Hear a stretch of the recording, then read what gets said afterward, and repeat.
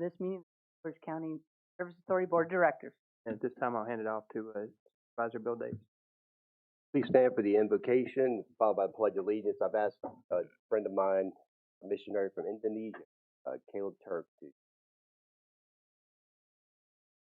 Father, thank you for your love for us, your mercy, and your grace. We thank you for your many wonderful blessings on us and the many men and women throughout the history of our nation that have sacrificed their blood, sweat, and tears, many even their lives, not only in death, but in service to you. We thank you for the men and women here who are serving in your authority in this nation as they've been ordained, the powers that be ordained of you.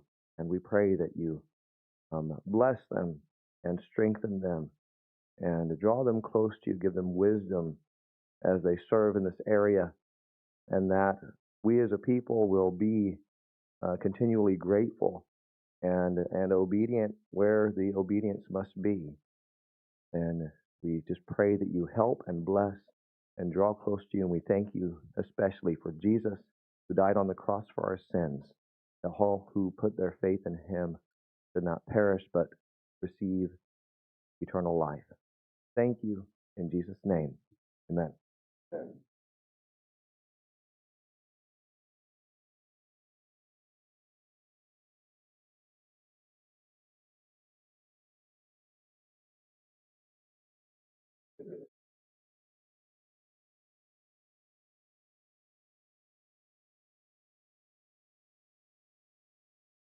All right. Thanks everybody for coming out tonight. Before we get into things, well, actually, I'll go ahead and ask first. Any amendments to the? Seeing none, we'll move on. And we'll kick it off with a ceremonial presentation. And that off to Ms. Spencer. Thank you, everybody, for coming. Thank you, Patty, for coming. I didn't get to say hi to you before, but I want to read you your proclamation. Whereas the King George County Service Authority was established in 1992 to provide essential public water and wastewater services to citizens and customers of George County, and whereas Patty Norris Barker has faithfully served King George County Service Authority for 32 years, dedicating more than 3 decades of her professional career to the authority, its employees, its board of directors, and customers served. And whereas throughout her distinguished tenure as executive assistant, Patty provided invaluable administrative support to the Service Authority's general managers, board of directors, and staff, helping ensure continuity and effective operations through periods of organizational growth, infrastructure improvements, and leadership transition. And whereas during Patty's years of service, the King George County Service Authority grew from an organization serving approximately 900 customers in its early years to a public utility serving thousands of customers throughout King George County. And Patty's professionalism, dedication, and knowledge contributed to the authority's ability to meet the growing community.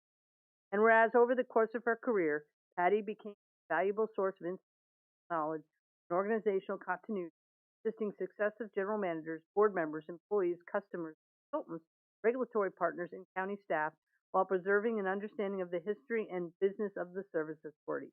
And whereas Patty witnessed and supported decades of significant change, including the expansion of the authority's water and wastewater system, growth in its customer base, evolving regulatory requirements, capital improvement initiatives, changes in leadership, while remaining a constant and dependable presence throughout the organization. And whereas Patty's professionalism, loyalty, reliability, and commitment to public service have earned the respect and appreciation of those with whom she has worked. And her 32 years of dedicated service represent an extraordinary contribution to the history and legacy of the King George County Service Authority. And now, therefore, be it proclaimed that the King George County Service Authority Board of Directors hereby recognizes and honors Patty Norris Barker for 32 years of outstanding and dedicated service, and expresses its sincere gratitude for her professionalism, institutional knowledge, loyalty, and unwavering commitment to the authority and the community it serves. It further proclaimed that the Board of Directors extends its deepest appreciation to Patty for a career defined by dedicated public service, and wishes her happiness and fulfillment in the next chapter of her life, knowing that her contributions will remain an enduring part of the history and legacy of the service. Thank you, Patty.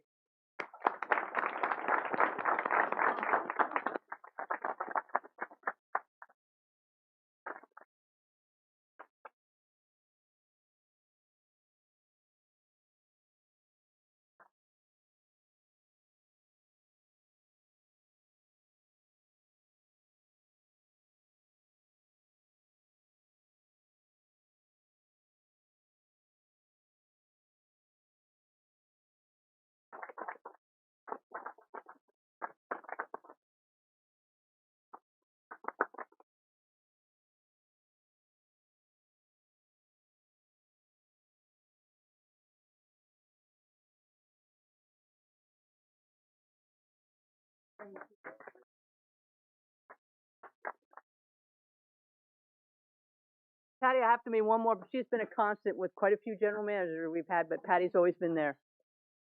Thank you, everybody, and thank you to the Service Authority Maintenance for coming to support Patty also, and Tiffany.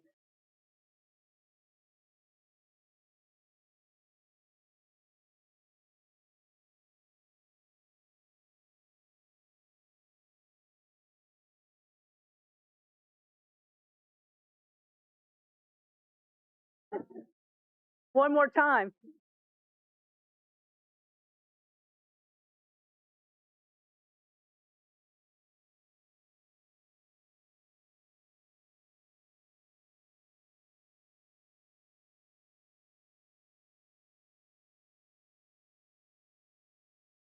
Yeah. Appreciate it, and thank you, everybody, for coming to support her. Mr. Solms? Thank you, ma'am. We go with y'all?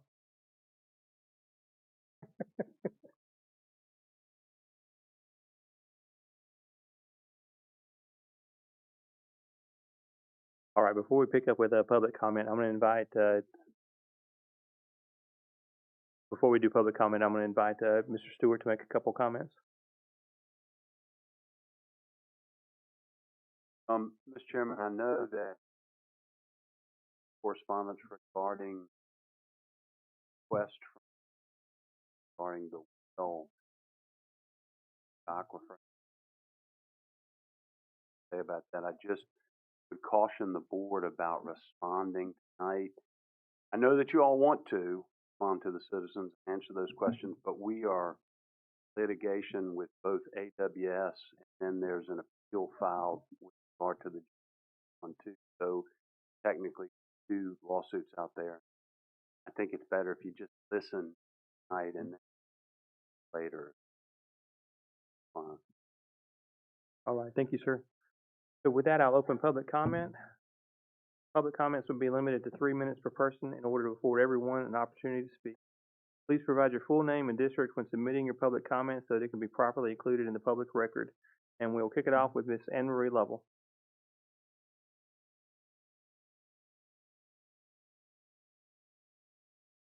You signed in first? Yeah. Pastor, would you come on up? I don't think we're going to win this argument. Looks like that she would wait for me to sign in before she signed in, but she don't do that.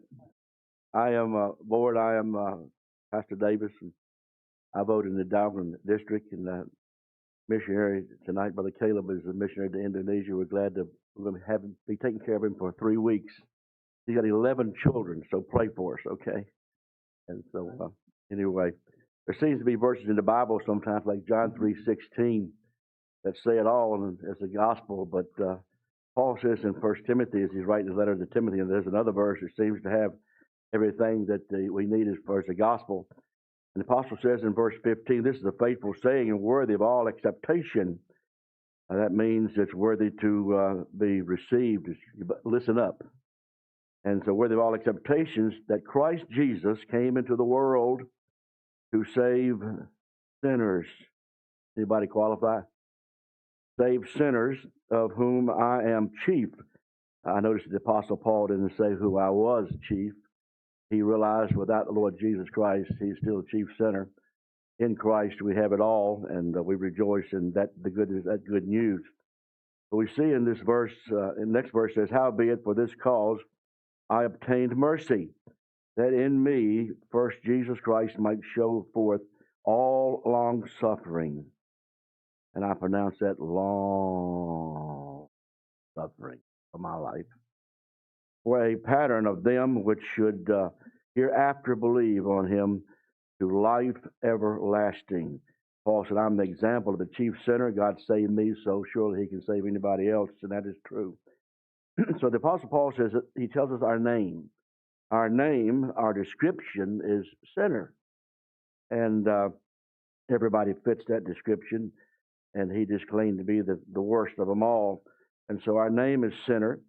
Our need, he says in the verse, is for forgiveness or salvation. Christ Jesus came to save into the world. His name is Savior. He came to save sinners. The Bible also tells us in Luke's gospel, he came to seek and to save that which was lost. And what did he do? Well, he came. Tonight I left across the street at Tabernacle Baptist Church, and I came over to the courthouse. Before I come here, I was somewhere else before. And so Jesus says he left heaven. He came. He wasn't just born, and that wasn't his beginning in Bethlehem. He was already here at the beginning of time, in the beginning God. And so he came from heaven to earth, and he did so. He came that if that's a fact, it's a historical fact that he came, and of course he existed before. And the acceptance is he accepts us. I hear people say all the time we need to accept the Lord. Actually, we receive the Lord. He accepts us. And of course, he says he came into the world to save sinners, of whom I am chief. He is an illustration of the grace and the goodness of God. He's an illustration that God will save anybody. We're all sinners. It only takes one sin to make you a sinner. We don't sin because sin don't make us a sinner. We sin because that's what we are. Amen. God bless you. Thank you. I think you're done now.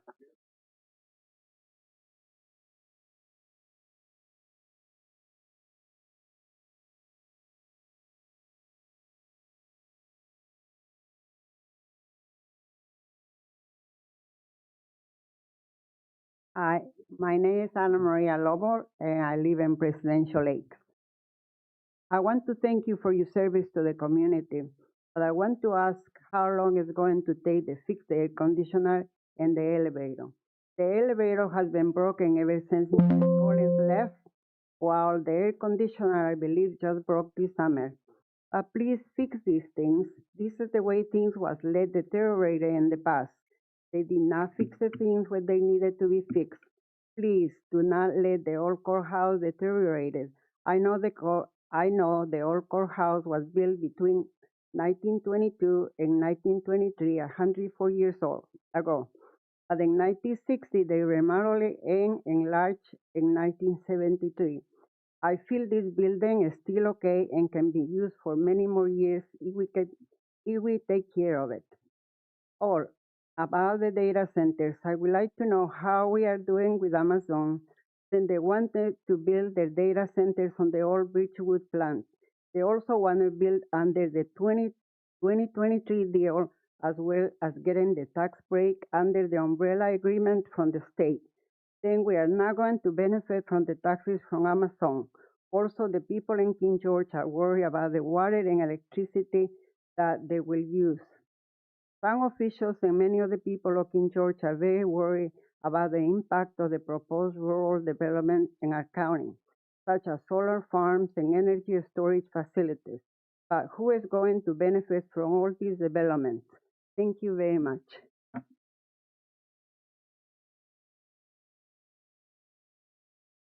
Next up, we have Pastor Caleb Turk. Howdy, I'm from Oklahoma. Caleb Turk's my name. And I've really enjoyed being here in Virginia and seeing the great history of our country. I want to read to you the Thanksgiving Proclamation of 1777, the first Thanksgiving proclamation, not from a president, but from our Continental Congress, one of my favorite things here. In Congress, November 1st, 1777. Forasmuch as it is the indispensable duty of all men to adore the superintending providence of Almighty God, to acknowledge with gratitude their obligation to Him for benefits received, and to implore such further blessings as they stand in need of, and having pleased Him in His abundant mercy, not only to continue to us the innumerable bounties of His common providence, but also to smile upon us in the prosecution of a just and necessary war, for the defense and establishment of our unalienable rights and liberties, particularly in that He hath been pleased in so great a measure to prosper the means used for the support of our troops, and to crown our arms with most signal success. It is therefore recommended to the legislative or executive powers of these United States to set apart Thursday, the 18th day of December next, for solemn thanksgiving and praise, that at one time and with one voice the good people may express the grateful feelings of their hearts to consecrate themselves to the service of their divine benefactor, and that together with their sincere acknowledgments and offerings, they may join the penitent confession of their manifold sins, whereby they had forfeited every favor, and their humble and earnest supplication that it may please God, through the merits of Jesus Christ, to mercifully forgive and blot them out of remembrance, that it may please Him graciously to afford His blessing on the governments of these states respectively, and to prosper the public council of the whole, to inspire our commanders both by land and sea, and all under them, with the wisdom and fortitude which may render them fit instruments under the providence of Almighty God, to secure for these United States the greatest of all human blessings, independence and peace, that it may please Him to prosper the trade and manufacturers of the people, and the labor of the husbandman, that our land may yield its increase, to take schools and seminaries of education so necessary for cultivating the principles of true liberty, virtue, and piety under His nurturing hand, and to prosper the means of religion for the promotion and enlargement of that kingdom, which consisteth in righteousness, peace, and joy in the Holy Ghost. And it is further recommended that servile labor and such recreation, as though at other times innocent, may be unbecoming the purpose of this appointment, be omitted on so solemn an occasion. Thank you, Pastor. Next up, we have Mike Rutherford.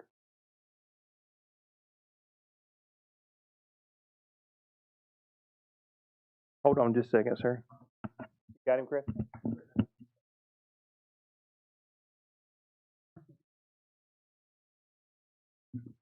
I'm just going to make this quick. I'm in support of Love Thy Neighbor. It's really helped me with being on a fixed income. I can't buy my steaks anymore because I don't go to work. And steaks are around $30 now.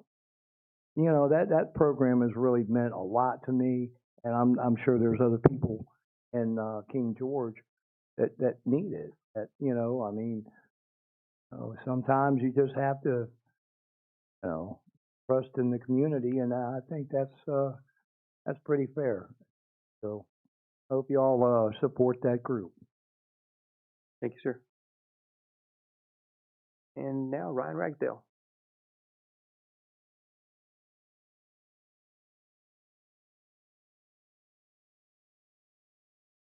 Hey, my name is Ryan Ragsdale, and I am the Executive Director of Love Thy Neighbor. Thank you, Mike. I want to thank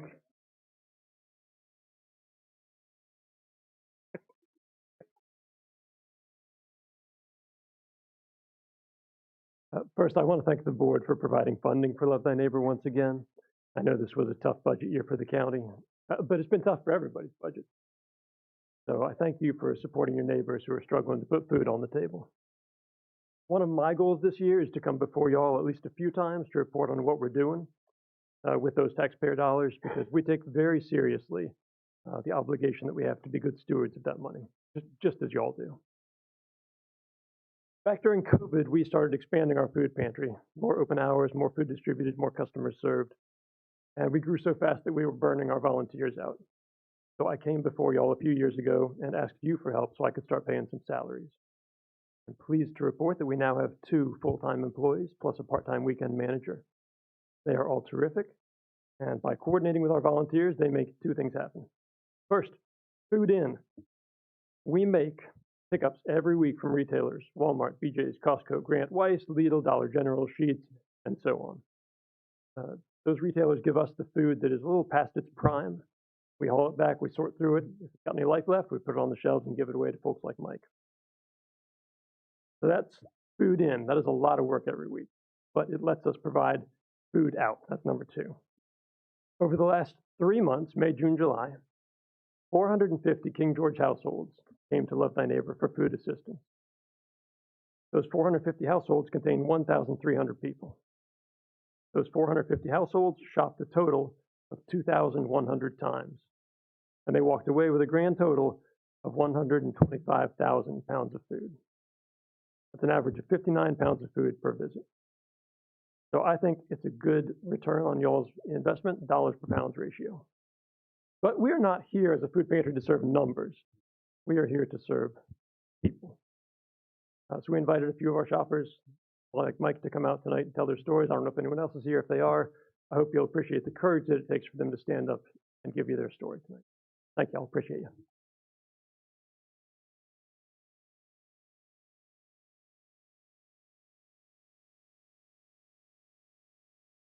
Miss Pamela here. I'm not used to talking in front of people, so a little nervous here. But Love Our Neighbors have helped me for a year and a half. I am also on a fixed income, and it helps a lot. Especially when my grandkids come, I'm able to get them some food, and I go every now and then and volunteer there. And they help a lot of people also in my neighborhood. I also take people there from my neighborhood to get food when they can't make ends meet. So I just hope that you all continue to help them so they can continue to help us. Thank you. Thank you, ma'am. All right, is there anybody else? All the people that signed up, we've gone through. Is there anyone else who would like to make public comment at this time? Come on up, ma'am, please. And please introduce yourself and give us your address. Hello, my name is Barbara Gay. I started this nonprofit called the Girl Zone, and I'm trying to see if I can get King George to support it. And what it basically does, I retired last year after 43 years, and I wanted to give back to the community. By doing that, I noticed that the girls in the King George, Westmoreland, and Colonial Beach were not getting the feminine products. So I started buying these products, and I'm getting a lot of support from Fredericksburg, who's supporting me to help King George, Colonial Beach, and Westmoreland. Also, I've been giving items to the Haven. Uh, they get sheets and towels. I partnered with a young lady in Bumpus, Virginia, who gives me these products. And all of it is free, but it takes my time, and I'm doing it on my own right now. And I'm asking King George to see if I can get them to support it. I'm giving it back to the community. I'm not getting anything out of it. I just want to support my community. So if I need to show you all some things, I just came to listen to everyone else. Like, why can't I get up and talk about the Girl Zone? And it's feminine products, and also I give them clothes if the young ladies desire. I go to the school board, Mary Fisher. I give those products to her. And then I go to Carolyn Washington in Westmoreland. I give those products. And the young lady, it's the nurse in Colonial Beach. I just recently gave her some stuff. So I just want to support the young ladies in the community. And like I said, it's a fulfilling to me. On Mondays and Tuesdays, I help the Fredericksburg homeless shelter, giving food out. I'm not necessarily giving the food, they are. I just support it. And also, I don't know if anyone ever heard the closet in Fredericksburg. Okay, so I help him. So in return, he helps me trying to help King George, Westmoreland, and Colonial Beach. My range is a little spread out, but this is what I desire to do until I move on out of this county. Thank you for listening to me. Thank you. Don't mind if we hook her up with Matt, see if there's anything we can do to help.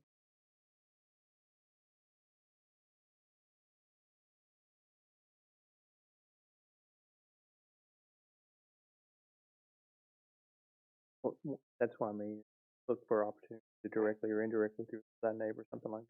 There's something. Mr. Chair, there's also a new group, that King George Community Closet in the Oak Grove Church Community Closet. They collect clothes and stuff that they might.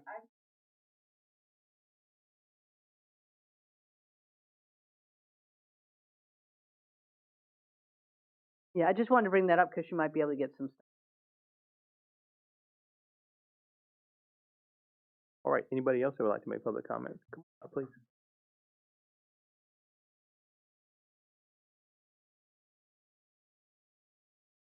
Hello, my name is Amanda Kelly. I wanted to thank you all on behalf of Love Thy Neighbor as well. In 2023, I was introduced to Love Thy Neighbor by my neighbor. I was a weekly shopper, and I was, going through a hard time. I don't know what I would have done if it wasn't for Love Thy Neighbor. In 2024, I was still a shopper, but I became a volunteer as well.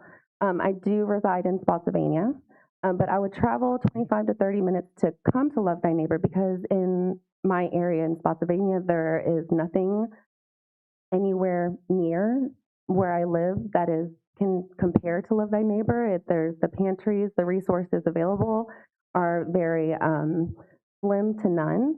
I know the food bank is right there, but Love Thy Neighbor, as you all know, is a shopper's choice, and it empowers the neighbors to choose their own foods, and as well as the volunteers there, they really uphold the spirit of community and respect, and it made me want to become a volunteer. So I became a volunteer, and then last year in 2025, I was offered the position of volunteer coordinator. So I am now employed by Love Thy Neighbor, and that is partly due to you all. So thank you so much, and I hope you continue to support us. Thank you. Thank you. Thought you were raising your hand. I'm like, you only get one. Anybody else? Yes, sir. Come on up.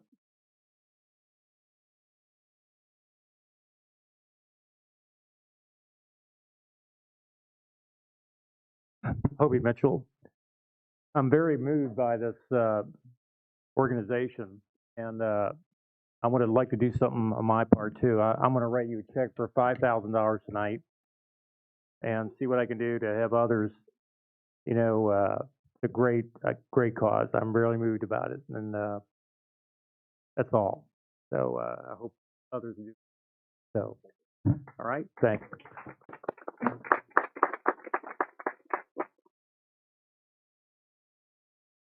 All right, who else we got? She's coming. She got a checkbook in hand. I can see it.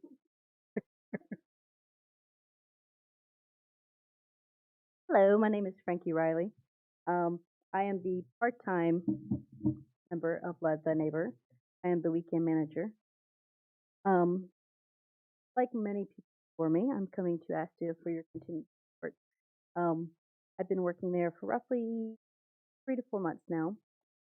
When I first became involved with Love Thy Neighbor, I don't think I realized how much of an impact it would eventually have on me. I came here thinking I was going to help other people, and I have, but somewhere along the way, Love Thy Neighbor started helping me too. This organization has given me a place where I feel like the work I do matters. Every weekend, I get to see firsthand what can happen when people come together with one goal, and that's to take care of their neighbors. It's easy to look at a food pantry and think they're simply giving out food, but I've learned that it's so much more than that. We're giving people dignity, and kindness, and support. Sometimes just the reassurance that somebody's listening. At what Love Thy Neighbor has done for me, I get to watch it do for people throughout King George County every single day. I see families come through our doors who are doing everything they can, but still need a little help making it. I see parents trying to make sure their children have enough to eat. I see seniors, individuals living alone, and people who may simply just go through a difficult life get the help they need. On the other side of it, I see volunteers giving up their time because they want to serve their community. From completely different backgrounds working side by side. I see local businesses, organizations, volunteers, donors, and community members coming together for people they may never even. That's what Love Thy Neighbor is so special. What makes it doesn't just provide resources for King George, it brings King George together. And the impact doesn't stop when someone leaves with groceries. When a family can receive from us, that money may be put towards electricity bill, their rent, medication, gas to get to work, school supplies, or even another necessity. When someone walks through our doors, they aren't treated like a number. They're our neighbors. We learn their names, we hear their stories, we celebrate with them when things get better, and we try to be there when things get harder. That kind of support makes a community stronger. That's why continued funding for Love Thy Neighbor is so important. When King George County invests in Love Thy Neighbor, you're not simply funding a food pantry or putting food on a shelf. You're investing in King George families, investing in our seniors, you're investing in children, you're investing in volunteers, and you're investing in a community that's proven that when given the resources, it will step up and take care of its own. Every dollar of support gives us the ability to reach further, serve better, and say yes to more of our neighbors who need it. I came to Love Thy Neighbor because I wanted to give something back to my community, and instead I found a community that gave something back to me. I hope that King George County will continue to stand behind Love Thy Neighbor so that we can keep doing exactly what our name says for our neighbors.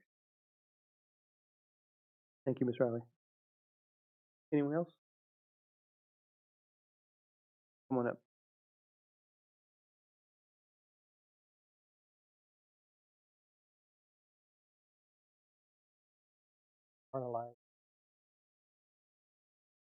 The DEQ completed a study of finance.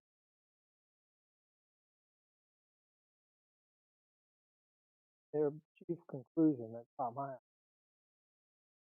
there is a limited capacity for significant new water withdrawal. They went on to estimate that in the western part of the new capacity for withdrawals was limited to about 30,000 gallons a day. That may seem like a lot, but this week I read in the newspaper a legal notice. Amazon has applied to the DEQ for permission to withdraw an average 17,500 a day, over half what DEQ itself has stated for the buffer that we can afford to lose. They're going to use that water, according to the legal notice, for obviously employees, flushing toilets, but also for their lawn and landscaping irrigation, for building maintenance. This is a quote from the newspaper: washing paved surfaces, buildings, stationary and mobile equipment. I was put off by that. That's just one data.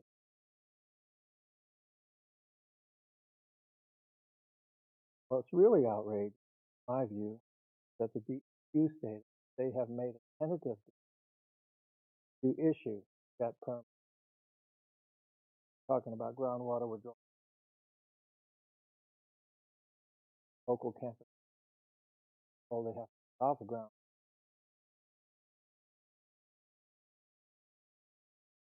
Okay, so I wanted to bring attention. Probably you all are aware of it. Invite you to comment on this vociferously.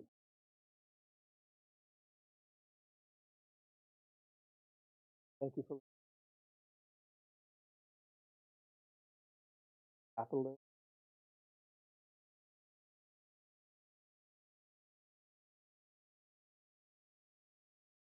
Thank you. Is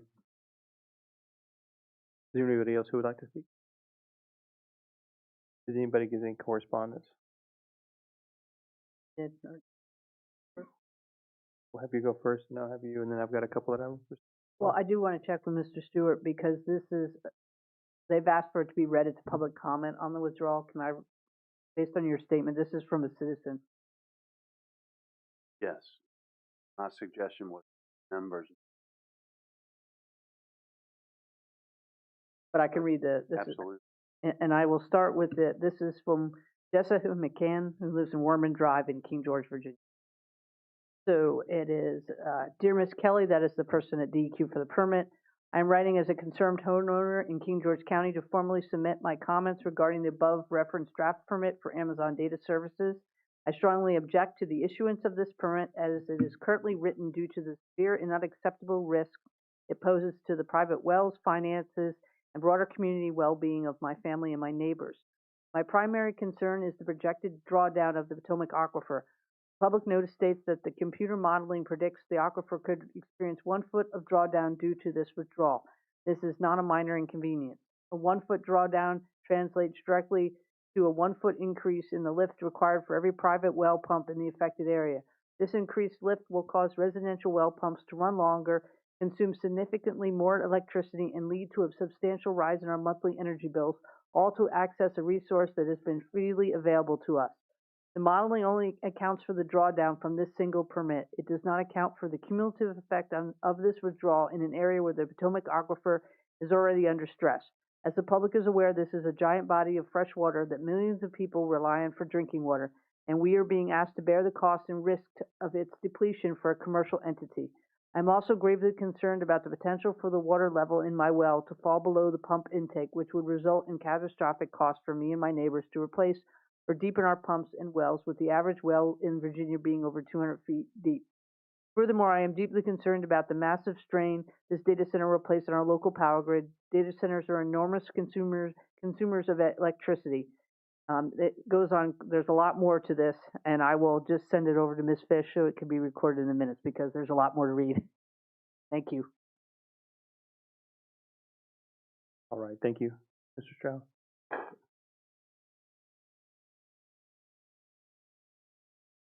Yes, sir. This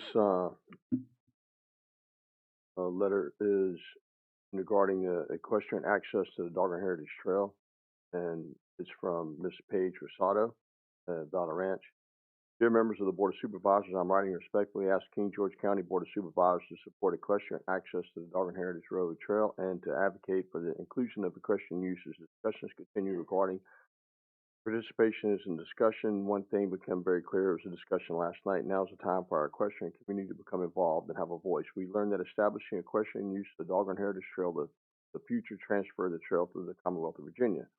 Last night, approximately 22 members of our local equestrian community gathered at Valley Ranch to discuss the future Doggone Heritage Trail and, more broadly, opportunities for equestrians in King George County. Supervisor Ken Stroud and the DIRT, Doggone Heritage Trail, President Lori Schlim, before the trail is transferred to the Commonwealth, is critical to preserving that opportunity in the future. I am therefore asking the Board of Supervisors to support equestrian use of Doggone Heritage Trail now and communicate that support to those involved in decisions regarding the trail's future. King George is a rural community with a significant population of horse owners, farms, equestrians, equine organizations, yet residents have very few public recreational opportunities within our county where they can safely participate in equestrian activities. As co-founder of a nonprofit organization, King George, I find this disappointing when I see how it affects our young people. Valley Ranch currently opens our private facility to our local 4-H equestrians so they can have a place to meet. They did not otherwise have a home for those activities. In just 2 weeks, some of these young people will represent our community in a state competition. Yet as they prepare for that competition, they are working in a damp field in a private residence because there's no public equestrian arena or equestrian park in King George County available for them to use. These are young people who are choosing to spend their time learning horsemanship, animal care, responsibility, leadership, teamwork, and sportsmanship. They are working hard to represent King George at the state level. I believe that is something our county should be proud of and should want to encourage. Valley Ranch is happy to help where we can. We will continue opening our doors, support our community, but our private nonprofits should not be the only option available to equestrian youth who simply need a place to meet, learn, practice, and grow. Opening the DIRT to equestrian use will not solve the larger need for equestrian recreational opportunities, but it would be an opportunity, first step towards recognizing that equestrians are part of King George's recreational community too, and that their needs deserve consideration when our county plans for recreation outdoor activities. Equestrians can also be good partners in maintaining, protecting, and sharing trail resources. Our community understands stewardship, trail equipment, land management, responsibility that comes with sharing recreational spaces. With appropriate rules and designated access, equestrians and other trail users can successfully share their public resources. Last night's meeting demonstrated that our equestrian community is ready to become involved. 22 people came together at relatively short notice because this matters to them. There are many more equestrians, families, farms, and young people throughout King George who were not in the room, but who deserve to have their needs represented as well. We want to be part of the conversation. We want to work collaboratively with the county, DIRT, organization, landowners, Commonwealth, and other trail users. And we want to ensure King George grows and recreational opportunities are developed. Equestrians are not left out of the conversation. Therefore, I respectfully ask the Board of Supervisors to support establishing responsible equestrian access to the Doggone Heritage Trail prior to its transfer to the Commonwealth. Encourage the appropriate parties to work with representatives of the local equestrian community, determine how that access can be implemented, include representatives of the equestrian community in county discussions involving trails, parks, outdoor recreation, and recreational planning, and begin recognizing and considering the recreational needs of King George equestrian youth and families as the county plans for its future. Thank you, sir. Out there. The next thing, thank you. I think we're good. You did a great job, man. Good night.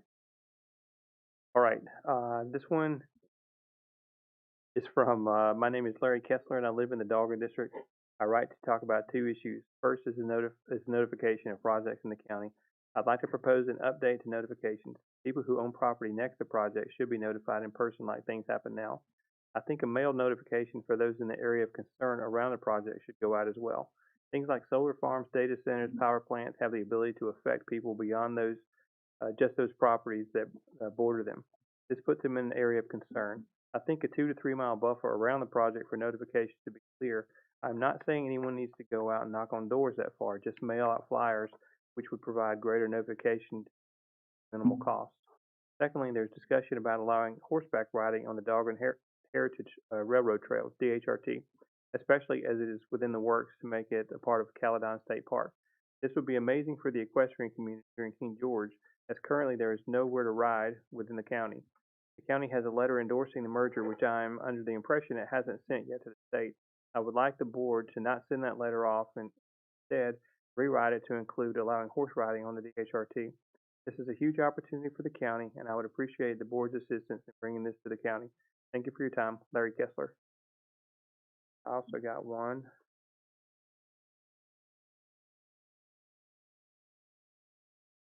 Okay. I need to open it. I thought it was just an email, but it's actually a memo inside the email. This is from Seth Williamson, corresponding secretary for the Northern Virginia Club. The Northern Virginia Gun Club opposes the integration of the Dahlgren Railroad Heritage Trail into Caledon State Park. During a recent well-attended club meeting, several of our members expressed concerns about efforts by the DRHE to have the trail incorporated into Caledon State Park. One of our members raised this issue at our meeting. He had learned that King George Board of Supervisors agreed to a request by the trail leadership to provide a letter of support to the state for this acquisition. Several members voiced reservations about a possible purchase. No member present at the time voiced support for the trail to become part of the Caledon State Park. We remain concerned, as we noted in 2022 letter to the Virginia Department of Conservation and Recreation, DCR, over several issues related to acquisition of the trail by the state. Our primary concerns are as follows. First, state acquisition of the trail creates substantial risk for the Northern Virginia shooting facility and the Northern Virginia Gun Club to continue our current operations. As a gun club, our Second Amendment rights are critical to the operation of our facility.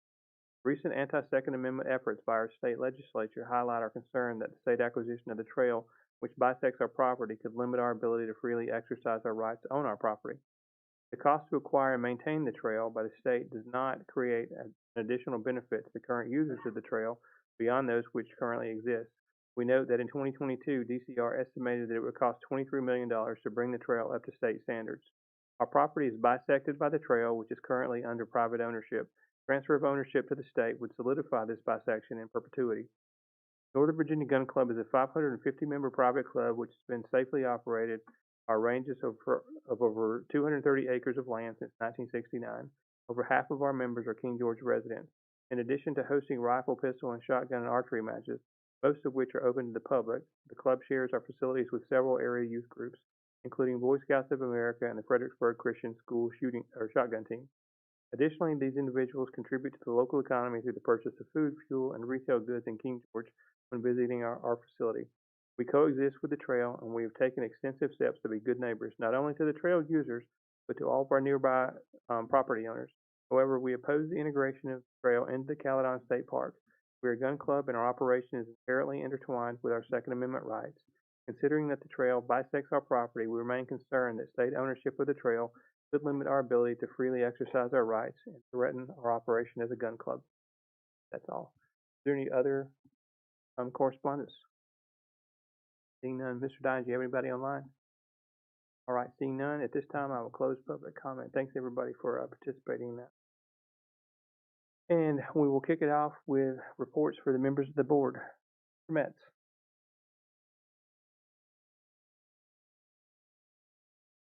Thank you. Just speaking of the trail, I had the pleasure of volunteering for the 50K the other weekend on the trail. it is interesting to see the amount of tourism that those events bring to the county and how important King George is to the larger Virginia tourism. We were at the turnaround marker, and even there, the turnaround where there weren't a ton of people, one couple was from Winchester there supporting a family member that was making the run. I see, unfortunately, most of our Love Thy Neighbor people left, but yeah, it's glad to see them come out tonight and talk about the service that they provide here to our community members.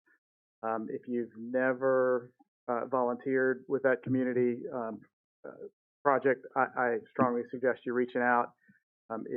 It's been something we've supported for a long time here in the community, and to see the growth that has occurred, which also kind of alludes to the amount of need that is generated in this area. So glad that they were able to come out and talk about services they've been able to provide over the last quarter. All right, thank you, sir. Ms. Bender? Yes, thank you so much. Thank you for everybody that came out and supported Ms. Barker, almost said Baker, Patty, and also Love Thy Neighbor and one who spoke on certain matters. Thank you. I'm going to make this very quick. I attended the VACO Board of Director meeting last week on Friday and Thursday. We talked about many hot topics concerning laws just passed and those to come possibly. A big discussion on electricity costs and transmission lines. And a common theme I heard from all the supervisors, especially in Southwest Virginia, was people are very upset about flock cameras, transmission lines, data centers, and state mandates. So that is a common thread across the Commonwealth. I also wanted to point out that I did meet with two representatives.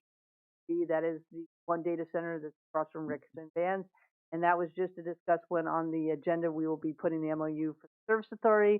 And I stressed that we need to talk to Mr. Hamilton to plan it out and go through Mr. Stewart before we could get it on the agenda. So I just want to be transparent with the public. It is about the MOU for the Service Authority. And then last, give a little fun fact for you all. King George High School did not have a nickname originally. We all know it as the Foxes, believe it or not, but sometime in the 50s, there was an article, I think it was about the basketball team, and I think it was the Freelance Star, and they wrote King George is cagey as a fox, or foxes are cagey. Somehow they said cagey and fox together, and then that stuck. People liked it, and that's how the Foxes got their nickname. And since football season's starting and all the fall sports, I just thought people would like to know that.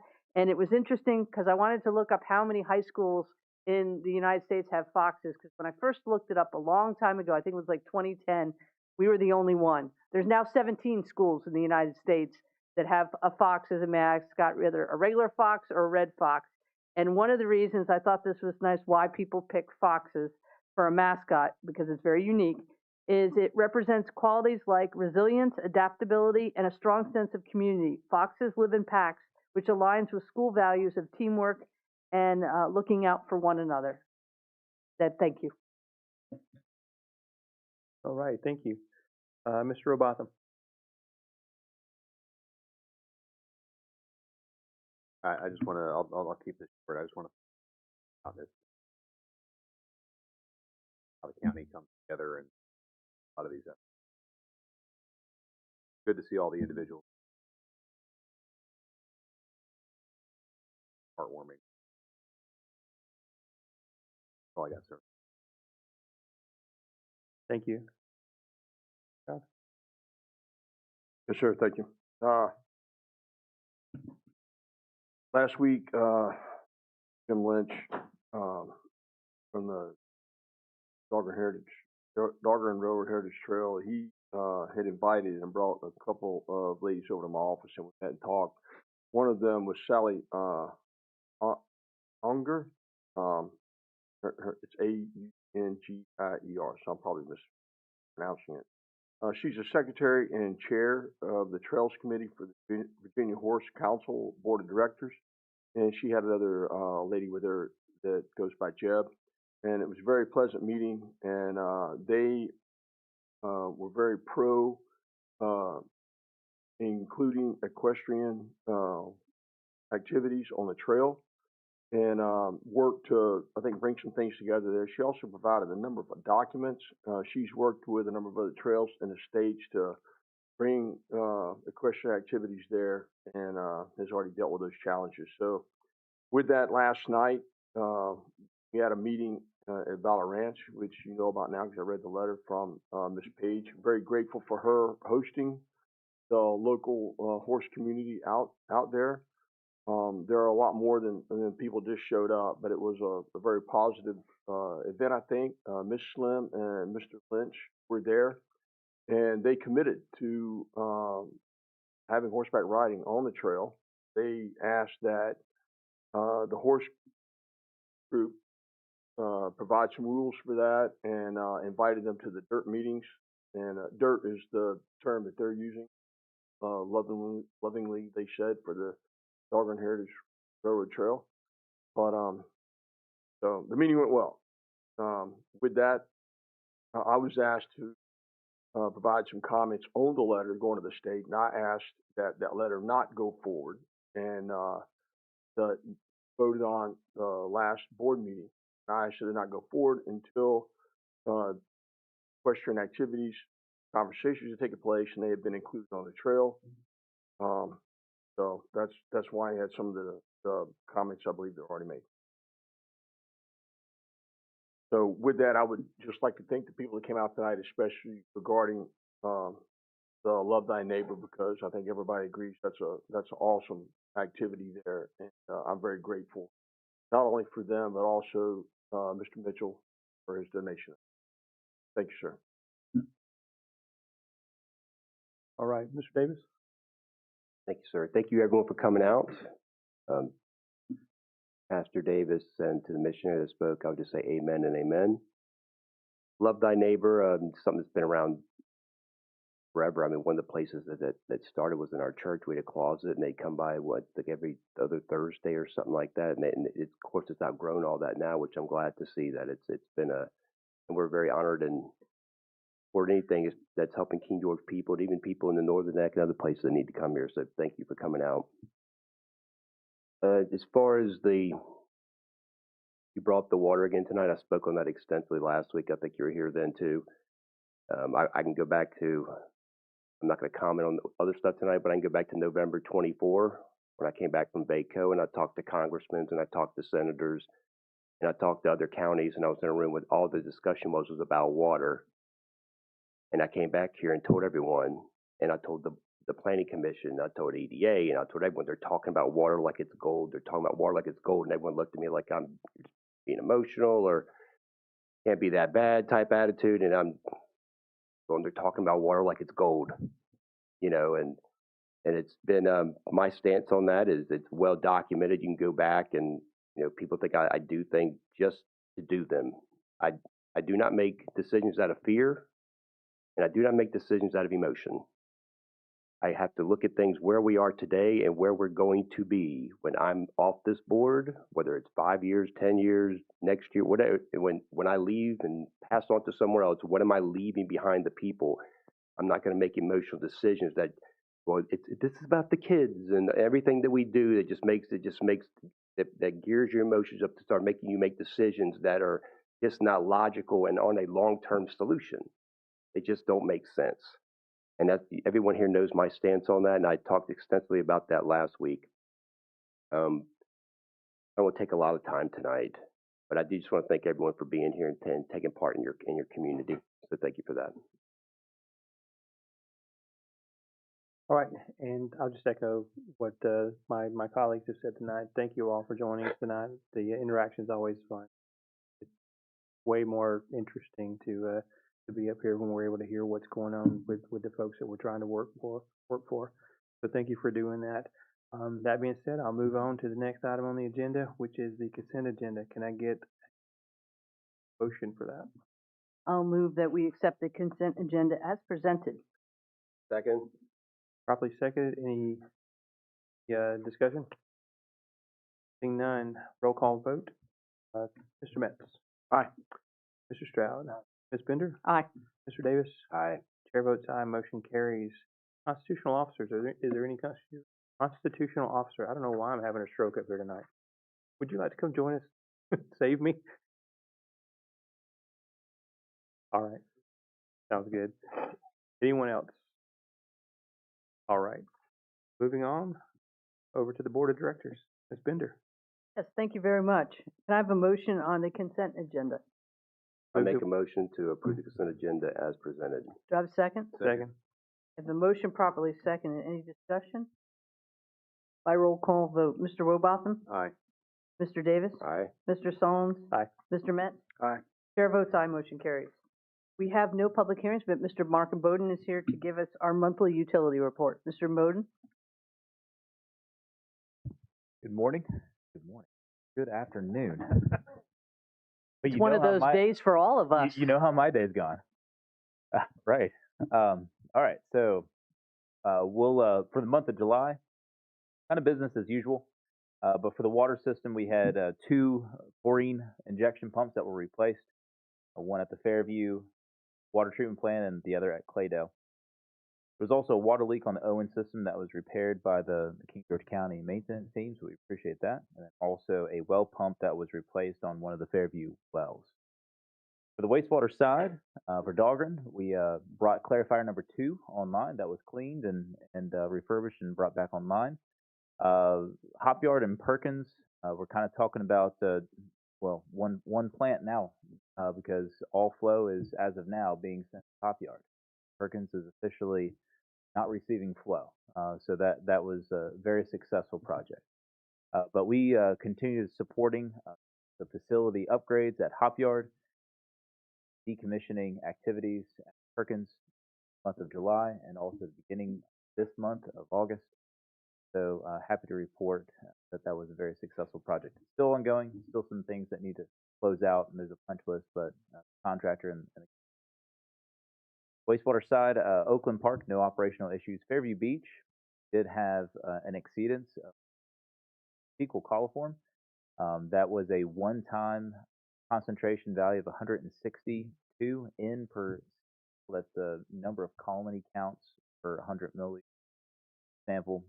What that did is it drove an average of sorts, it's called a GM mean, above up to 33.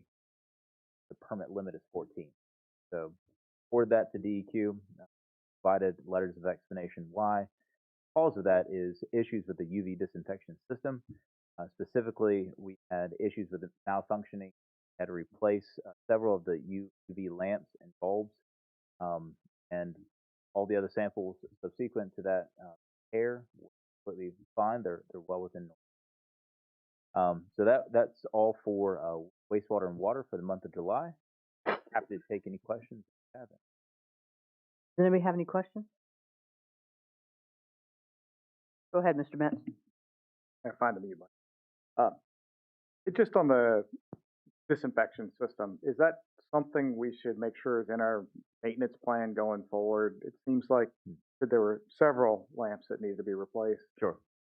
So this is an antiquated system. It's no longer supported or made by the manufacturer. And there's processes and checks and routine inspections that our operations do, but it's either all or nothing. And so sometimes malfunctions happen where these lamps will burn out, unbeknownst to an operator when they. But when it is found, it's identified and corrected. But the problem with this system is it's outdated and no longer supported by the manufacturer. Right. And Mr. Robotham? So can I ask another question on that? And may or may not be your area, right? But so it's outdated. It's stuff's not being made anymore. We actually know what our inventory of bulbs for that actually is. How many spares do we have left? Basically, how much longer life are we going to have it? We are able to keep spare bulbs and spare lamp sleeves, and we can still get those, but what we can't get is the control components for these lamps. Electronics.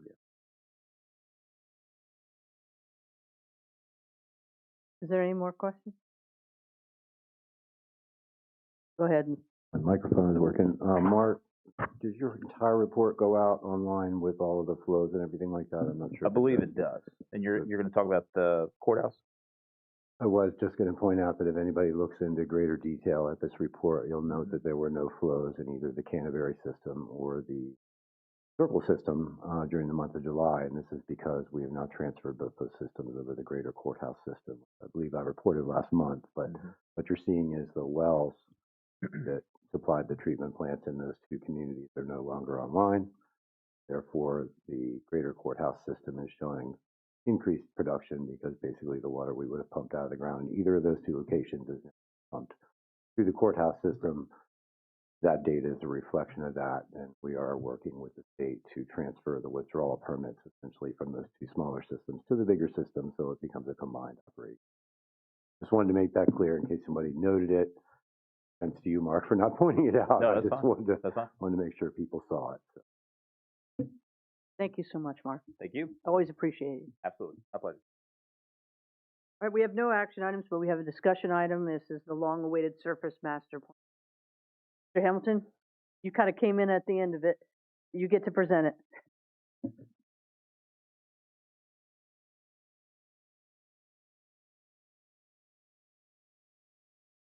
The mic, Dan.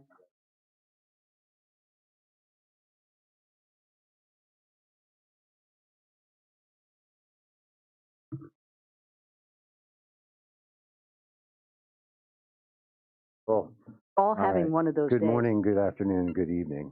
I'm going to try to make this quick. If anybody actually saw this report, there was a link to it released, I believe, with the agenda. I think it's 259 pages. I would not expect anybody in this room to absorb that information. I'm not sure that I have absorbed all of it, but I certainly have reviewed it.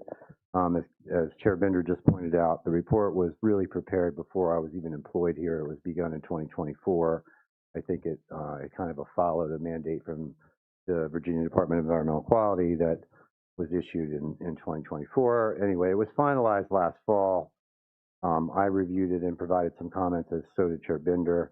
And unfortunately, some of those comments and the word draft didn't get removed from the cover page, which caused a little bit of a stall in terms of getting it actually circulated publicly. So if you saw it on the agenda 2 months ago, the reason it came off is because the word draft was still on it and some dates were wrong, and I did not want that to be sent out. And now I'm seeing how poorly this is going to translate on a PowerPoint with the screen way over there, which is why I've printed it out. I've turned this into 9 pages. If anybody's interested in my notes, please reach out. I'd be glad to share this with you. But I'm going to give you quickly the executive summary, a couple of highlights, and then we're going to move on. Among other responsibilities, the programs highlighted on the King George County Service Authority website include reviewing the existing availability of water and an investigation of alternatives for meeting future county needs. And this is what it says on that front slide. And I'm sorry to be reading it to you, but I can't see it from here. Supporting the improvement, development, and expansion of public water and wastewater systems to meet the needs of the county and manage future capital improvement projects and protect, of course, the county's natural resources. So the purpose of this surface water master plan is to evaluate the existing water distribution system conditions, forecast growth, and recommend capital improvement projects that align with the county's short and long-term goals. Bowman Engineering, or Bowman Consulting, which is the firm that prepared this report, worked closely with King George County Service Authority staff to develop the surface water master plan with the primary focus of adding a new and reliable surface water supply. The county's decision to evaluate a new water supply is a result of recent discussions with the Department of Environmental Quality, maintaining an adequate water supply for its citizens and future economic development. This is not written up on that slide, but this times very nicely with the conversations about current applications from certain organizations to increase their water withdrawals, as well as the 150-page report that the Department of Environmental Quality recently released about the state of the Northern Virginia groundwater management area. So currently the county totally has a population of around 29,000 people. This was as of December 2024. I'm sure I've sat in some meetings here lately and we're starting to push maybe 30,000. Again, this was a little old. Total of 120,000 acres and 190 square miles, bordering the counties of Westmoreland, Essex, Caroline, and Stafford. It's positioned between the Potomac River to the north and the Rappahannock River to the south. Of course, major cities such as Washington, D.C., Richmond are respectively located about 60 miles north and 70 miles south to Richmond. In 2020, the total water system demand of the county was about 820,000 gallons per day, which increased by 9% to 890,000 gallons per day by the end of 2024. The system is split between 11 interdependent water distribution systems, 2 of which are privately owned and not evaluated under the Surface Water Master Plan. Those are both part of Aqua Virginia, so they're not related to this. And then the 9 public systems that are owned and operated by the Service Authority are comprised of a total of 450 approximately miles of water mains, 24 wells, 30 storage tanks, et cetera. So that's kind of the executive summary of this. If you look at the next slide, please, Jackie. And again, folks, I'm sorry this is so far away. This is obviously a map of King George County. This kind of highlights the area where the 9 water systems are. In the upper right, the peninsula, it sort of meets the Potomac River Bridge. You can see the Dahlgren system, the Owen system, and the St. Paul's Church system are sort of highlighted in purple there. These, again, are the distribution systems. The wells and treatment facilities are located nearby. Kind of in the center part of the county, of course, you have the courthouse system, which is now the greater courthouse system, which has Claydale, Circle, and Canterbury. There's an outlier called the 9 system, which is a very small community system. Sorry if I'm not getting in this mic properly. Anyway, to the south, you have Harp Yard, and then to the, what I'll say is the west, I believe, you have the Oakland Park system, which is over by the industrial park. So those are the major systems shown on this map. Next slide, Jackie, thank you. I've got this right. Am I done? Double this up? No. Okay, so the next slide just kind of covers forecast growth. There's a table here and obviously a line graph, but basically they're predicting some growth based on a number of different factors. By 2025, they were anticipating a 7% growth. Well, we're already there. We're into 2026. By 2030, the mid-growth prediction was roughly 1%. The mid-growth demand would be about a 1 million gallon a day increase for us. It would be about a 7% increase in terms of the overall population served. By 2030, we're anticipating, as of the date of this study, that it would be about a 21% increase would be required. By 2040, a 42% increase would be required in terms of the million gallons a day that we provide. And then 2050, which of course is still 24 years away or so, we're talking about potentially a 62% increase in the growth of this county in terms of the water demand. So that's what this graph is showing. Next page, next slide, please, Jackie. I'm sorry. So this is actually an aerial photo, and you of course note that King George County is highlighted there. I want to say it's in pink. I'm a little colorblind, so bear with me. And of course, the green area to the south are the adjacent counties, and the Rappahannock River is kind of bisecting that from the upper left to the lower right. And you will note there are a couple of particularly highlighted areas in the bright pink along the river. Those were basically identified during this study as potential locations for a water treatment facility that would treat surface water as a source. All of our water right now is groundwater. As you've already heard in some other conversations, and you may well be aware, we are at least being encouraged by the state regulators to look at an alternative water source because groundwater is threatened. Surface water would be the sort of logical alternative. And the Rappahannock River is the closest and most likely candidate. The Potomac River would have its own challenges. But to be clear, this was just a very preliminary report. I already received a call from a landowner who said, "You're planning on putting a water treatment plant on my property and nobody's talked to me." That's not where we are right now. I explained to him the parameters here. So, the parameters basically said, well, the intake will be located on the Rappahannock River. The intake will be located near Service Authority assets such as Hop Yard or Oakland Park. The ideal parcel size is between at least 5 to 10 acres to facilitate siting a water treatment facility. And again, this would be a surface water treatment plant. The parcel shall be outside of the FEMA 100-year floodplain. That was not always achievable in this study. The water treatment facility needs to be located within 5 miles of the Rappahannock River to reduce the raw water intake. In other words, the pipe from where we draw it out of the river, where the actual plant gets built, the longer it is, the more expensive it is. And then the intake shall be at least 1 mile measuring along the river channel upstream and away from an existing wastewater discharge effluent. I don't think anybody would really advocate having a water treatment facility located near where wastewater is being discharged. That doesn't mean it can't be cleaned and done. But it's not an ideal situation. It means we're immediately susceptible to contamination events. So that were the parameters that were used to identify potential locations for this. And again, these were just potential, pie in the sky, not talking about zoning, not talking about cost, anything like that. Basically, physically sort of geographically or hydraulically where would be useful. So the next slide, Jackie, if you don't mind, this just gives a brief overview of what that surface water plant might look like and what the projected cost could be in order to build it. And it's not all inclusive, but it does include the cost of running some additional pipelines. But the diagram, the larger diagram on the left, shows basically the 6 stages of a process that would be necessary for advanced surface water treatment. And it would include things like sedimentation basins, membrane filtration systems, additional on-site storage, clear well tanks, et cetera, as well as, of course, chemical treatment. And the rough estimate of this, and it was phased in 3 ways, and I haven't gone through in this briefing here to explain what the 3 phases are, but you're looking at roughly $73 million, an extraordinary amount of money. So the last slide, I think there may be 2 more, I'm sorry. The next slide we're going to skip, you can't read that. That's a breakdown of where the $73 million cost estimate came from. Again, this was in 2024 or early 2025 dollars.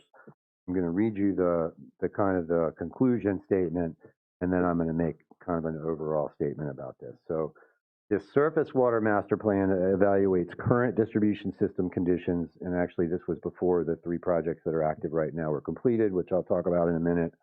And it recommends capital improvements to meet the county's short and long-term goals. This was developed in collaboration with King George County Service Authority staff. The plan emphasizes establishing a new reliable surface water supply. These facilities will represent a major long-term initiative to construct a new water treatment facility and interconnections of the county water system service areas.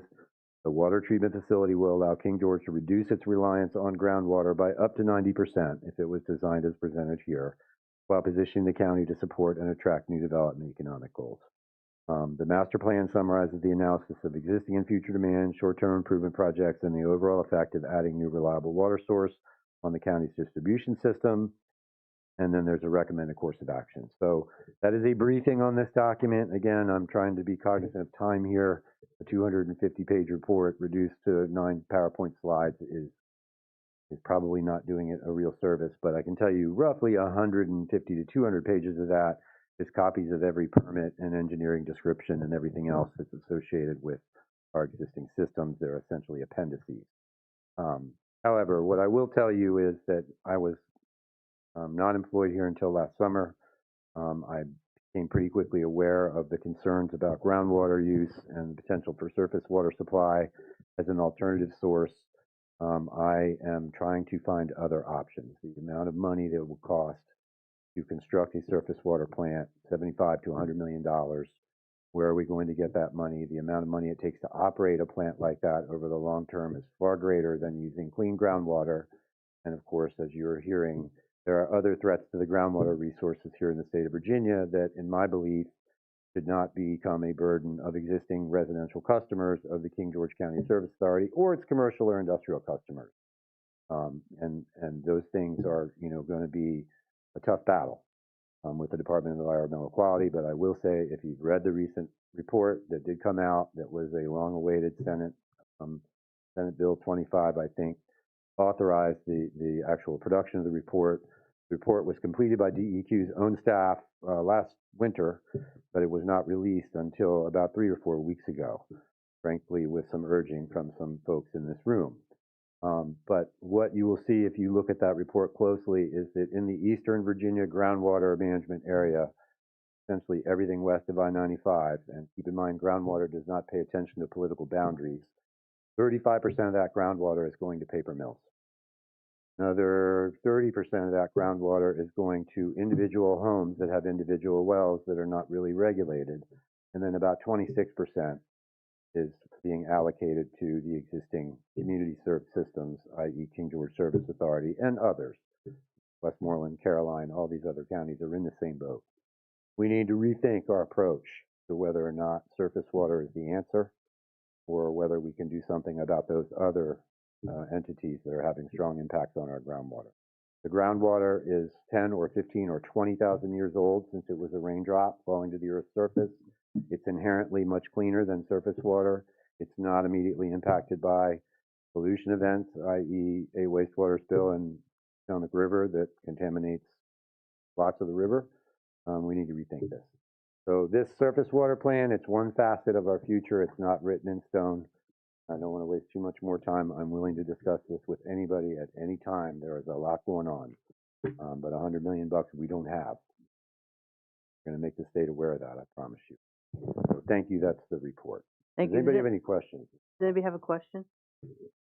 A lot to take in. Thank you, Mr. Humpson.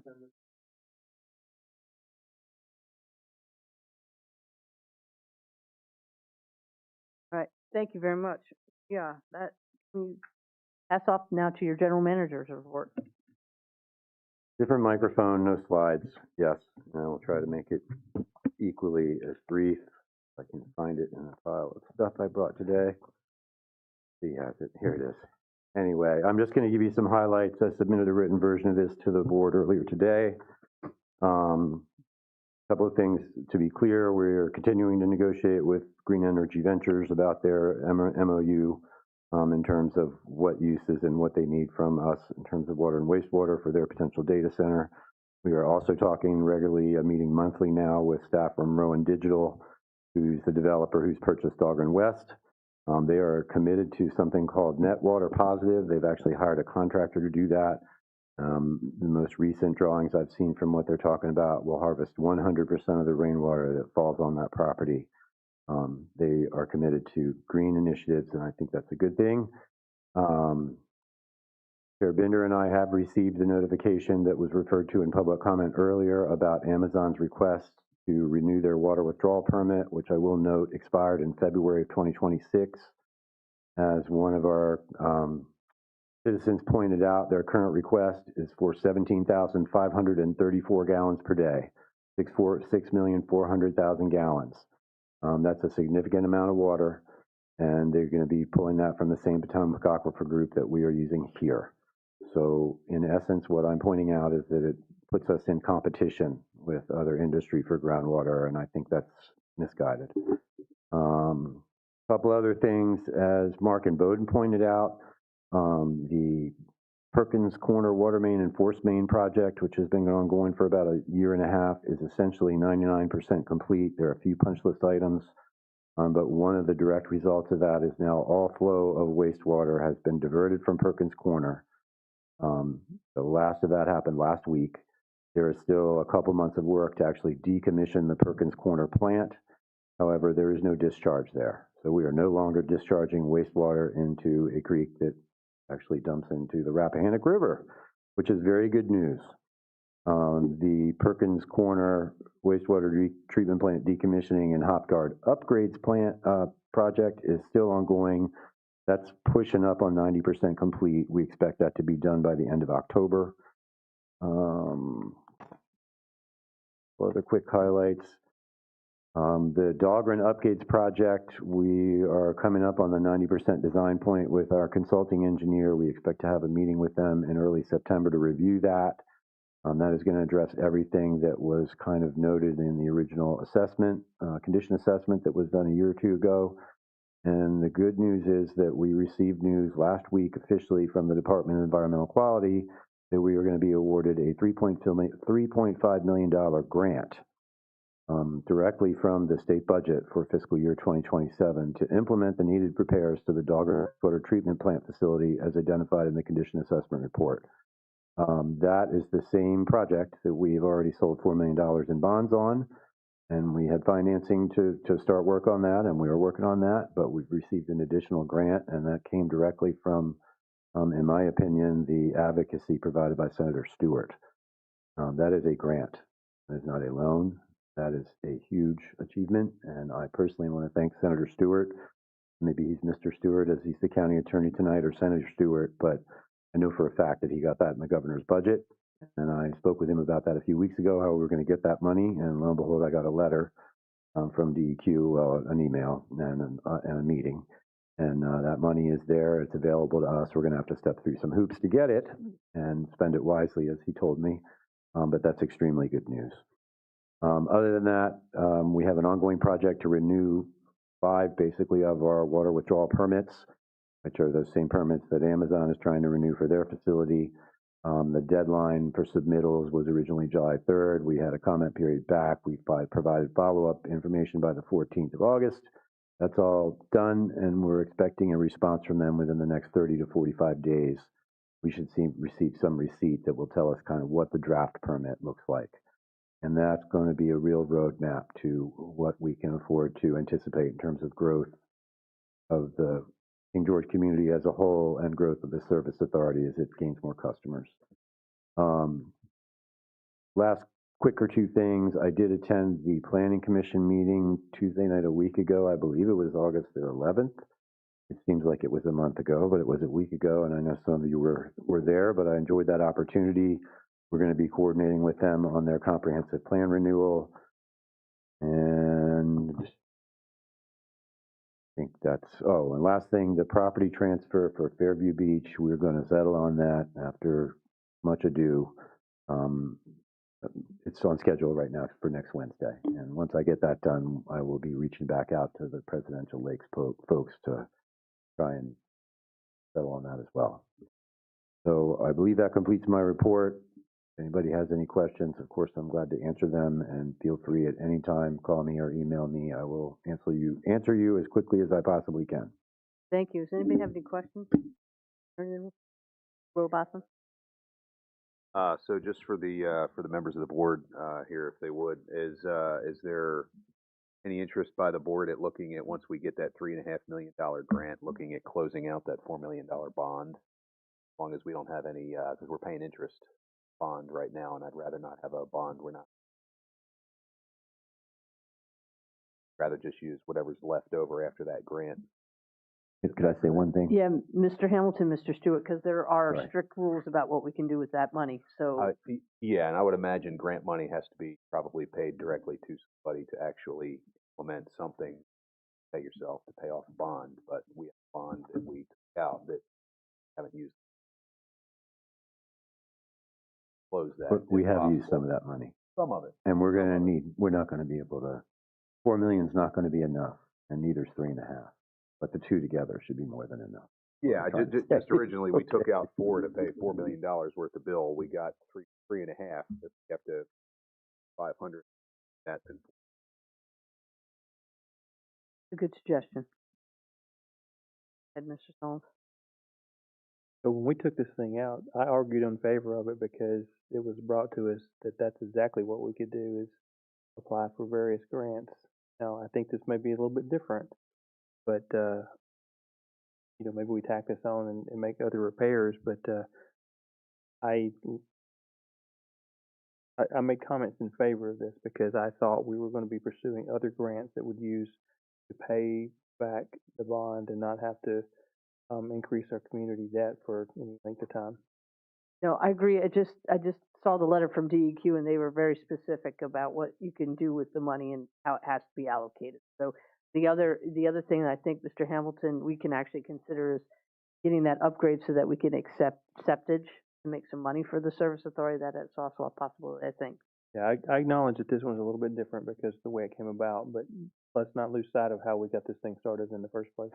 No, I totally understand. I just know that there are boundaries that we have to follow because of guidelines, and Stuart and Mr. Hamilton got that, and our finance staff. So, any other questions? All right. Be clear, we didn't get a check for $3.5 million. There absolutely is going to be a process here, but I understand what you're both saying, and I'm sure we'll have continued discussions, if that's all right, about how to properly spend what we can and maybe save what we can as well. Next up is the secondary public comment to address meeting items only for the service authority, not for the board of supervisors. Comments will be limited to 3 minutes per person. In order to afford everyone an opportunity to speak, please provide your full name and district when submitting your public comment so that it can be properly recorded and included in the public record. Is there anybody in the audience who would like to come up and speak on the service authority only? Go ahead, you go first, and then got you. You don't want to say? You were just stretching, weren't you?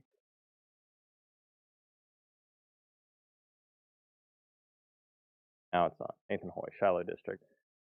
So my question is regarding, Jim Bowden had made a comment that essentially life.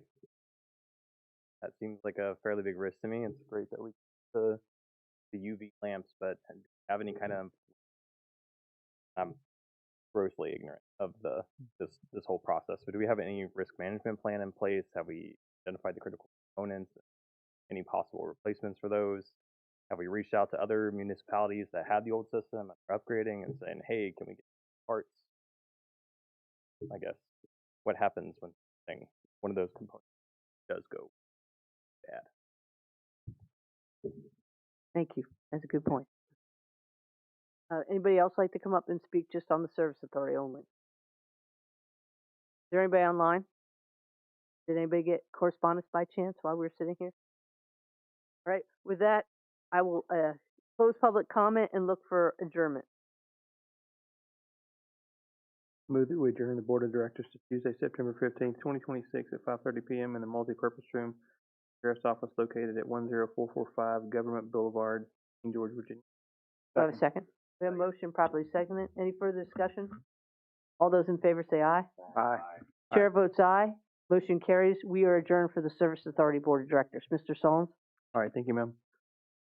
All right, we have no public hearings or presentations tonight. We'll kick it off immediately with action item 0808, the Cheadle Estate donation, Georgia County Sheriff's Office Animal Shelter. Sheriff Giles?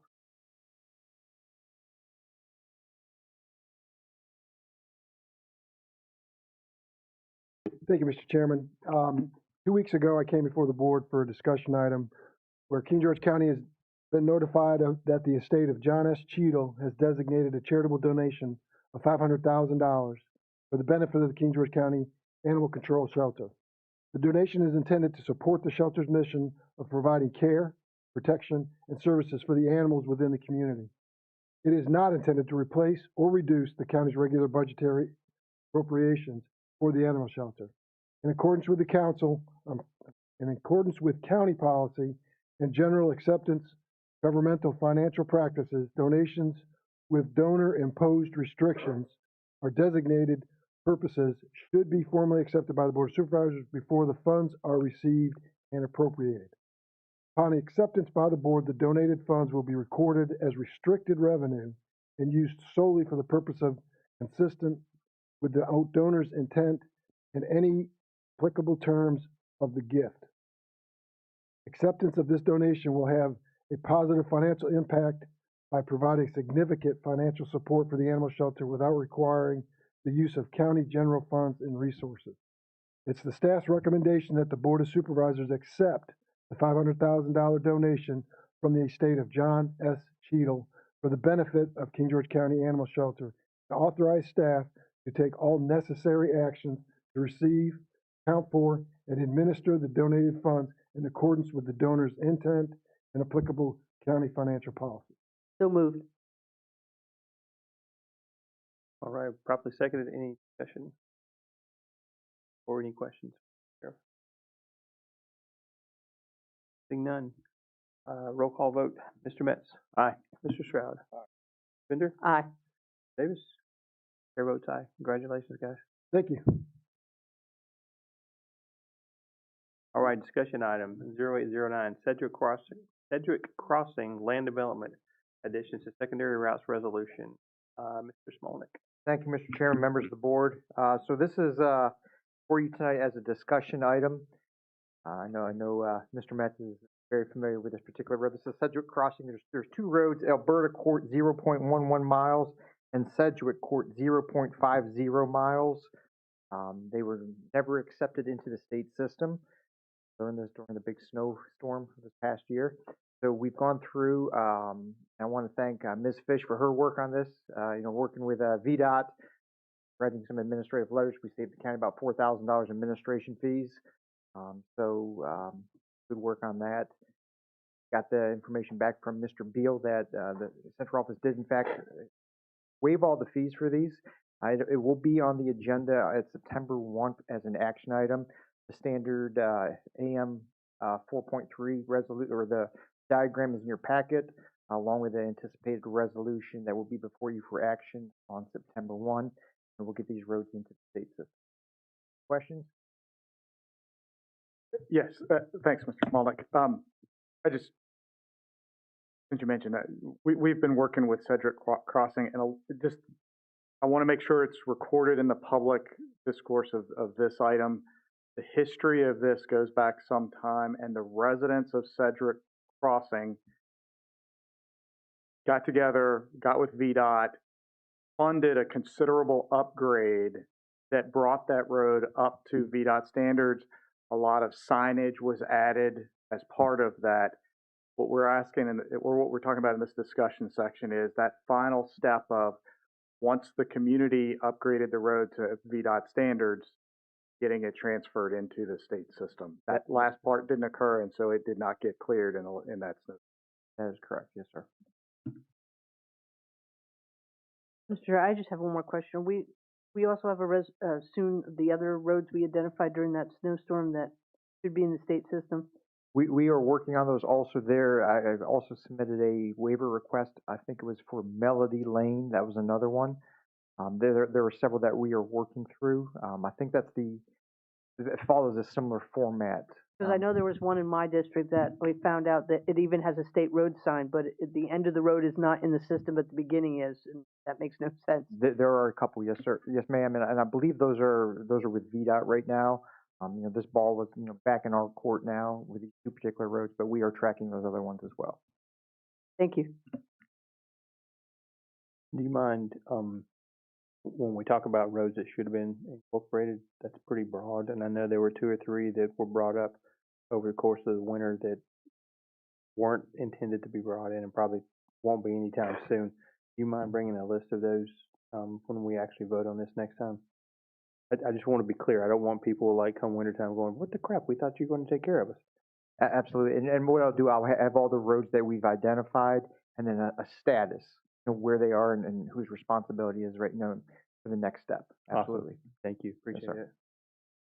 Fill up for your report. Okay, County Administrator's report. First of all, I just wanted to clarify, I know there was some discussion tonight, the DRHT trail and the letter of support from the Board of Supervisors. So my last direction as the County Administrator at the last board meeting was to sign a letter in support of that trail. I know there was some discussion tonight about adding some additional things to that. I'm just wanting, I want clear direction from the board. Proceed as planned, or is there another direction that the board would like me to do?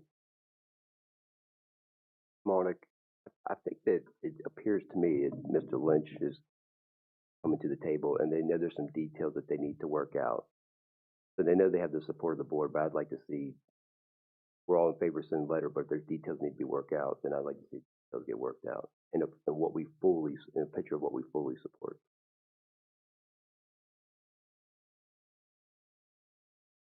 Go for it. I guess just more of a process question. I have no issue signing the letter as written. The feedback we've gotten from the equestrian community has been pretty strong and apparent. And this trail does connect a large percentage of the county from a aspect. I have no issue writing a second letter discussing what we would like to see part of this transition occur. Access to the equestrian. I think we've got to work out exactly how that would look. Sounds like the equestrian community is happy to help with that. I don't see why we couldn't split these two things out and work them in.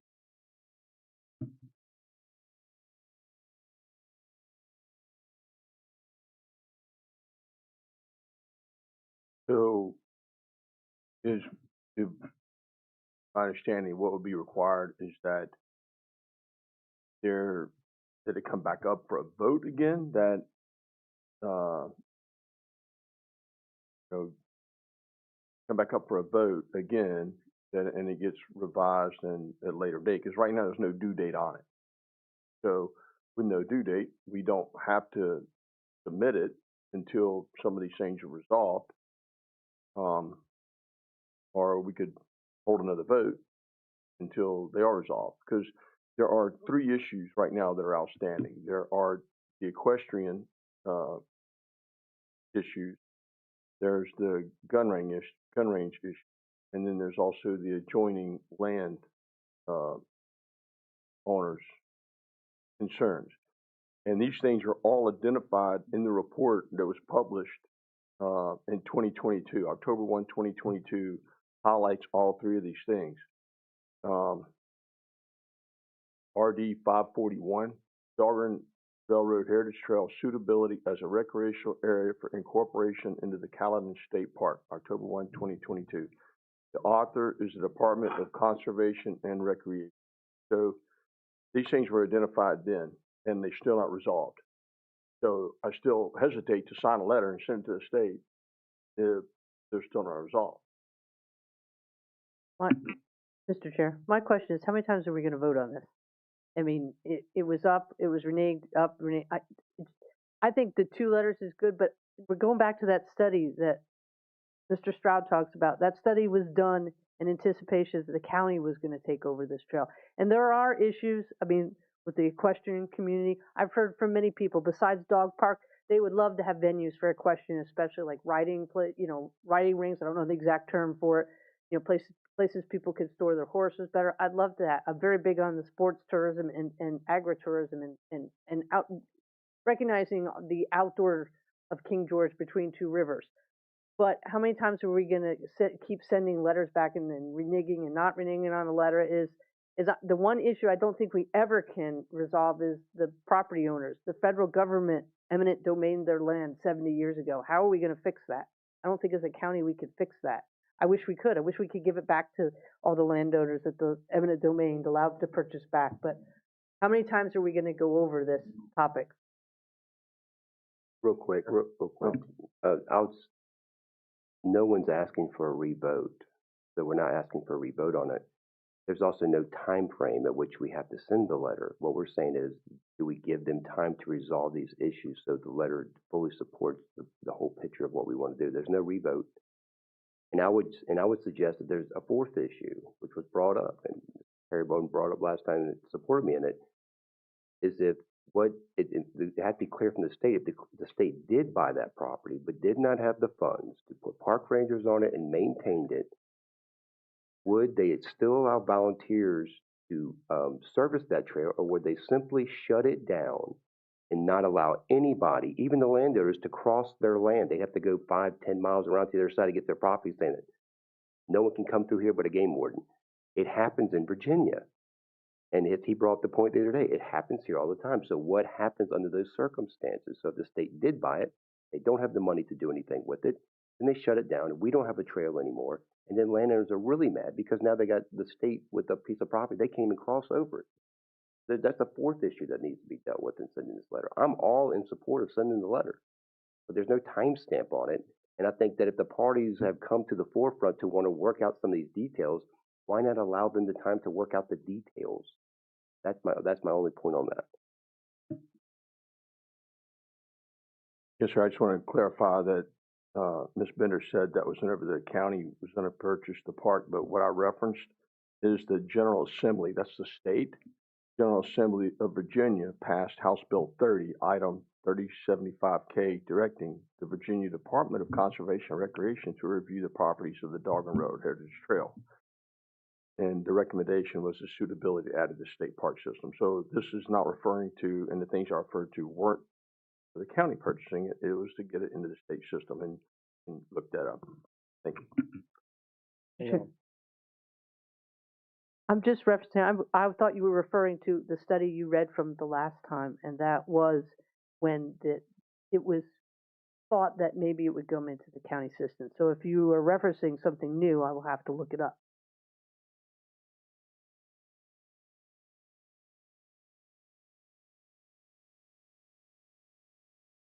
Battery died.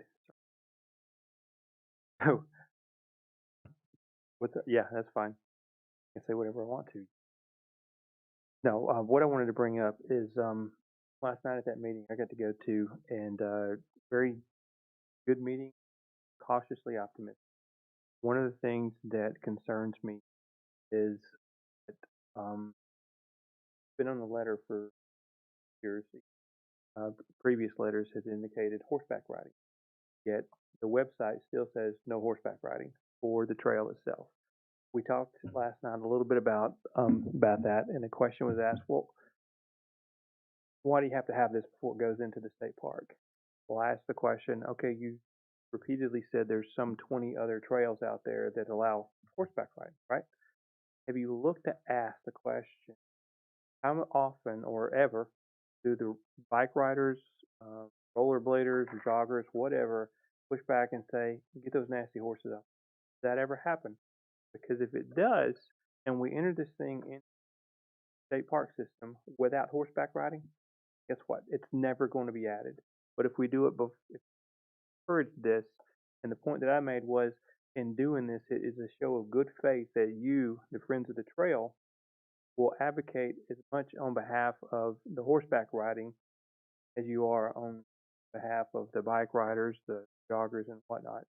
And so I'm in favor of sitting on this thing until the rules committee or whatever they're calling it comes up with something. One of the things that came out last night was Mr. Lim and Mr. Lynch said, hey, okay, why don't y'all come together, make some rules for what it would look like to include horseback riding on the trail, and we'll talk about it.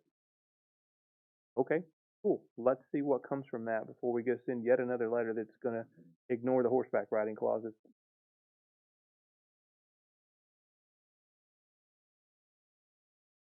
Mr. Chair, my only question is, there was 3 other issues, and how do we resolve all 4 issues? If that's the case, then we might as well not even write a letter at all. I don't have an answer to that. We're not going to resolve the issue of eminent domain. I don't think anybody's looking to try to give back those property owners. Not the issue is the property owners being able to use their land, cross the trail, get the other side of their property, and stuff like that without any issue. There have been complaints where signs had been put up and people were told that they could not cross the trail or encroach on the trail because, for whatever reason. Else? I'll belabor this, sir, but I agree. I don't think we're going to resolve that, and I don't think we necessarily need to resolve that before the letter goes forward.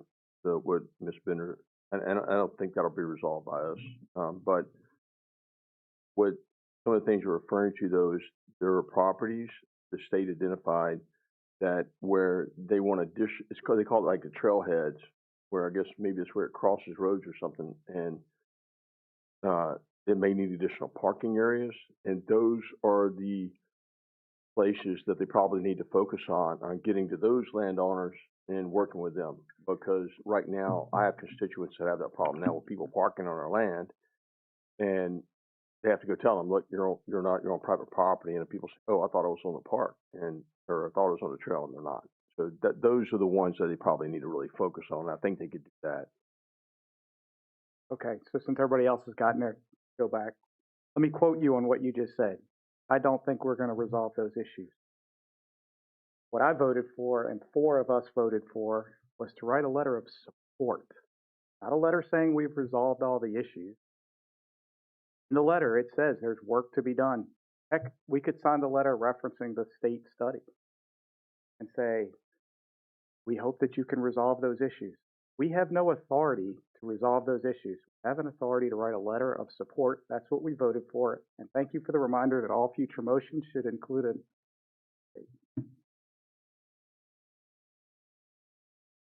All right. What do you want to do?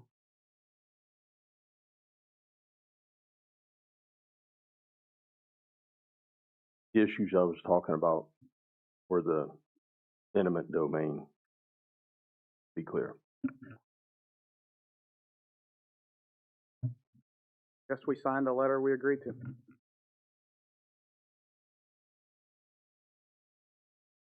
I'd like if the trail, the people of the trail right now are going out of the way to put together a meeting with members that are of concern, especially the equestrian people, and give them time to what they have to do and solve that. And it sounds like that's going to be a pretty timely manner. I'm not saying what Mr. Stroud was saying is we're not going to solve every single issue, but there are some issues that we can solve before that. So just to clarify, Mr. Stroud put that meeting together. The trail folks just showed up. I agree with you, but just to clarify, he made that meeting happen. All right, Revisit it on 1 October, or first meeting in October, and gives them like 60 days. Well, maybe we need longer. Give them some time to resolve some of the issues, and then look at it then. I think a good compromise, I think we're kind of at an impasse. The good compromise, I think, is what Mr. Metz mentioned earlier. Let's go ahead, press on with what we've voted and agreed to do. And then if need be, in 60 days, we'll come back and readdress that letter if necessary. Y'all good with that? Yes.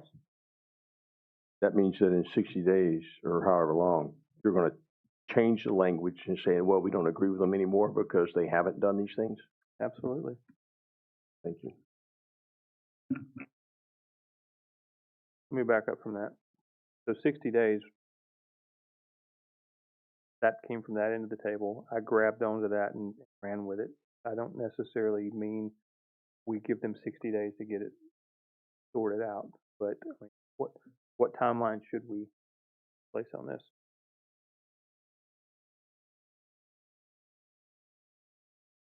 I'm good with the 60 days. I'm just saying that what I heard was send this letter, and then if these things don't get addressed in 60 days, we're going to go back and change our mind and tell the state, no, we don't agree anymore.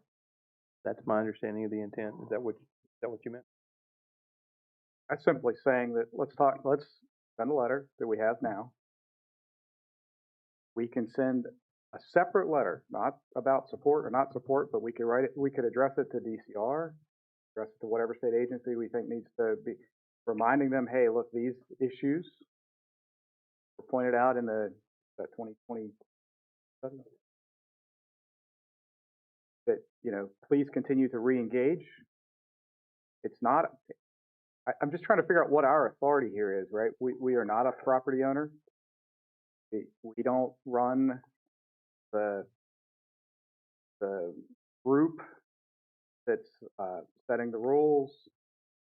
The best we can do is letters of support and legislative affairs input as the county provide input to DCR. Right? That's what I'm struggling with, right? Is that what action? I mean, like, great, cool. I'm glad the equestrian community is meeting with the people that set the rules for the HRT. That's good. Like, cool. Let's let that play out, right? Who wrote the letter? So administration staff drafted the letter. We sent it, there was a direction from Mr. Sullins to have Mr. Stroud review the format of that letter, what it contained. Mr. Stroud confirmed that the content of the letter was sufficient. And so it is here. It encompasses what we believe is the will and the vote of the board at the last meeting. I have a question on that. I would like in the future it be sent then to the whole board to read it, because I never read it. Still in draft form, we can send that out to the board. Is it not something that you can add equestrians into the letter? I'm just really confused. It's been in there for the last 2 or 3 times it's done. Yeah, I'm just trying to figure out why we can't just put it back in there from the original thing and yes, sign the letter and go forward. I just don't understand why you can't just add it in there. What we will do is we will send the draft out to all 5 board members, and then we can receive edits. But my direction right now is I've received direction from the board to sign a letter, and I just want to make sure that I'm doing my job of, the motions, the thoughts, the views of this collective board are met in that letter. So we will send this out to you. I'll have Ms. Fish send it out to all 5 board members. I will not sign it, and we can talk about this at the next meeting. Make sure that the views of all the board members that were discussed and voted on last meeting are captured by the text in this letter. I would agree with that, because it seems this time it wasn't.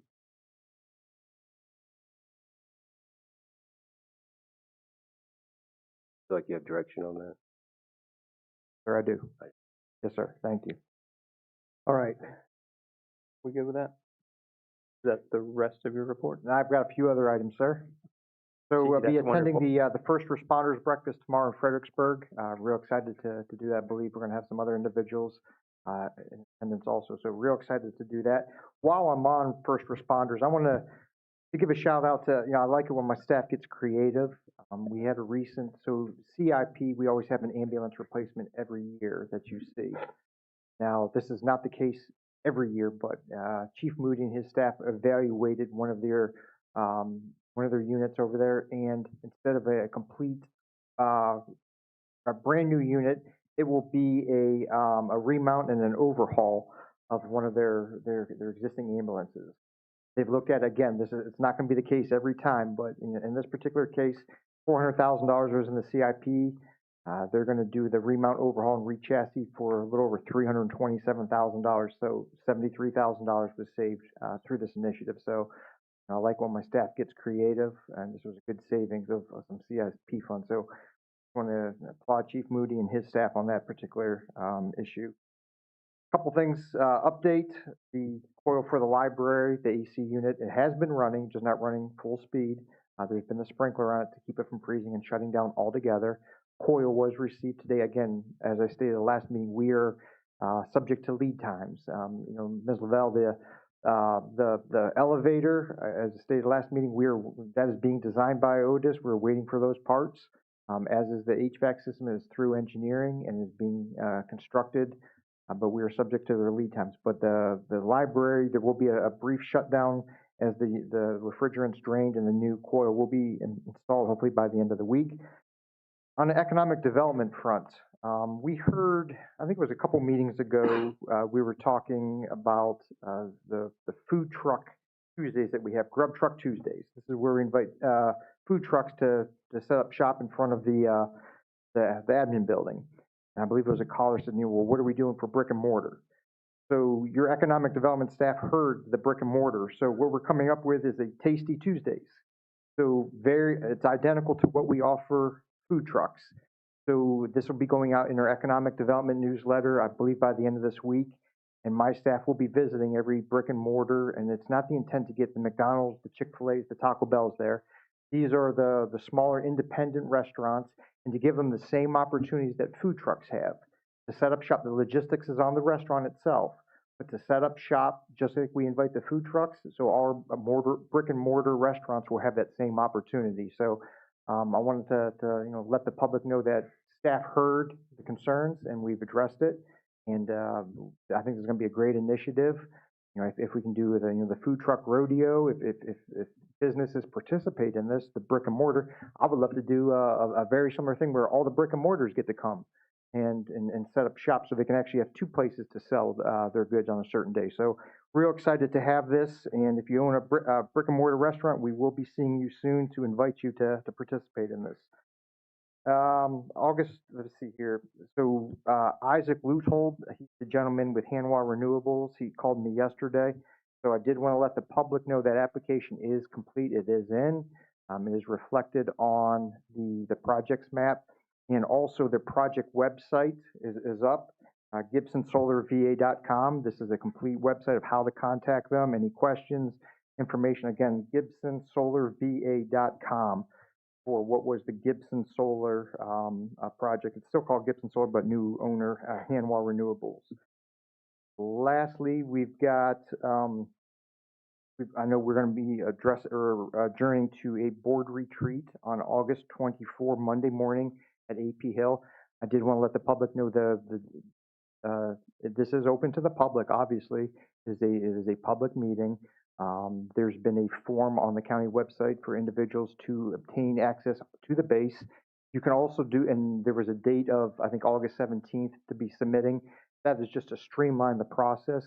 I want to let the public know that they can show up to Main Gate, the visitor center, which is behind the tanks there on 301, get access to the base, and then there is some construction at Main Gate, so you need to use this. They'll direct you, but it's about a 15-minute ride to get to the Hill Conference Center because you have to go around through the base. So again, this is open to the public. If anybody wants to come, they can take their driver's license for the visitor center there behind the tanks on 301 and get access to that particular venue. That's all I have. Any questions from the board? I do. Oh yeah, there's. Okay. I don't have a question, sir. I just wanted to add one of your accolades is that the fire department also had a short notice, very short notice, almost a surprise inspection from the Virginia Pharmacy Board, and had a no deficiency finding for their pharmacy, the DEA and controlled substance pharmacy. There was no deficiency. That's pretty laudable. Very good. Yeah, thank you for bringing it up, sir. And then lastly, thank you, Mr. Stewart. So the the land use. If you like, would you like to? Sorry, Mr. Chairman, but he has an opportunity. I added this last minute under his report. You all asked that I bring ended land use where people have to apply every 5 years. So that's what's before. Made a few changes in there besides the 5 years for your consideration. Currently, there was a $10 fee plus 10 cents per acre. That gave me a little concern because short of having a survey, somebody determined it wasn't done properly. I made it a flat 10 portion, and then in this, it would also require the commissioner send that revalidation form in the regular tax bill every 5 years. It seemed to me, if you get a tax bill, it's easy to put that, fill that form out when you. That's for y'all. It's just for your knowledge tonight, and if you want to, you'll have to have a public hearing. Tell us when you're ready and have a public hearing. Mr. Smartick. So I appreciate what you guys are trying to do for local restaurants, doing that. I would bring up though that a lot of the small mom and pop restaurants around here, there's one person who cooks in that kitchen every single day. And they're probably not going to want to shut down their shop to go relocate out. What would probably be a better an idea, or I'd say better, but I did, would be to, they and like Fredericksburg, they have like restaurant week, and they advertise for those restaurants, and they do special dishes that aren't usually on the menu. We could do a restaurant Friday or a restaurant Monday, and through the county website, advertise this is what dishes these restaurants are potentially going to have. It'd be something that's not usually on the menu, something like that, to just bring people in the door. And that way they don't have to leave the brick and mortar to go somewhere else. It's not as convenient for them as a food truck. So additionally, that's a good point. In our newsletter coming up, Fall Flavors Week, October 1 through October 11, the countywide restaurant week leading up to Fall Fest. Participating restaurants will offer special fall-themed menu items discounts. Customers will submit receipts from participating businesses will be entered to win local prizes. Keep them in those shops. So that is another initiative that will be going out in our economic development newsletter. And I can appreciate, sometimes, there's only one person cooking, but there are other things that we are doing to promote the businesses in their place of venue. But we want to make sure that we are, in fact, treating. If there's an opportunity to come to the courthouse, we want to open it up to everybody. So that's what we're doing. Appreciate that. I mean, we push things like on the county website, like agritourism, and we push those businesses to the forefront. But there's probably more we can do for the local restaurant, right? As far as pushing them out there, this is what's things going on. The only other thing I want to bring up is it came to my attention that the county, because I know most of the land that the county owns, I think, but it came to my mind that King George, there was a property donated years ago on 218, which people that are from here call Cowdon Road. But is that, so what I'm trying to figure out is I'd like to get a list. I think it'd be helpful for all of us if we had a list of all the properties that are owned by the county and owned by the schools. Just so we know, because there's some that are just kind of off the grid that people passed away and left to us, and we don't even know that we have them. So it'd be nice for us to kind of know where some of these properties are and what we have and what our real assets are. Okay, I agree with that. That it was donated and it's owned by the school. I will work on that with the county, the schools, and the service authority. That'd be helpful. Just so we know. And just one last thing here, while we're on the local restaurants, the other thing that will be coming out, we've got an idea, a fall feast food showcase. This is a new concept. Highlight participating local restaurants, food businesses, having a special dish. And we're thinking like a Thanksgiving feast where working with these particular restaurants, if you got a particular dish that you want to sell, bring them all together and have utilize our central location for the businesses to sell their products. We're not sure if it's going to be ticketed or how we're going to do that, but this is a concept that we're working on to promote unity amongst our restaurants and showcase our local businesses and get them the exposure to our citizens and our guests alike. Well, I liked your idea of the lottery with the receipts and whatnot, but that still encourages maybe visiting one restaurant. And we issue like a kind of a passport book, and whoever has the most passport, gone to the most restaurants that day for not a full meal, but some unique dish or whatever. The ones that have the most stamps in their passport book get a prize, or if there's multiple people that fill their book, okay, they all get a prize. Doesn't have to be huge. You could pay their taxes for that quarter or something. Mr. Sons, I think maybe you want to come work for us, because that's what we're working on right now. It's going to be something where you come in and you hit a QR code to say I was here, or upload your receipt to track. Absolutely. Nice. And what about you paying their taxes for them if they win? Maybe not. All right. I like that plan. All right. You all done this time? Excellent. Oh, we got to do public comment first. Yes, but not yet. Secondary public comment to address meeting items only. Comments will be limited to 3 minutes per person in order to afford everyone an opportunity to speak. Please provide your full name and district when submitting your public comment so that it can be properly recorded and included in the public record. Is there anyone who would like to make public comment? Come on up. Come on up, ma'am. Ladies first. Good afternoon again. My name is Barbara Gay. Is there a way that King George could come up with a bulletin, some type of bulletin that have all the names of establishments in the area in one location? Create like a bulletin so people know the things that's going on in King George. Is that a possibility?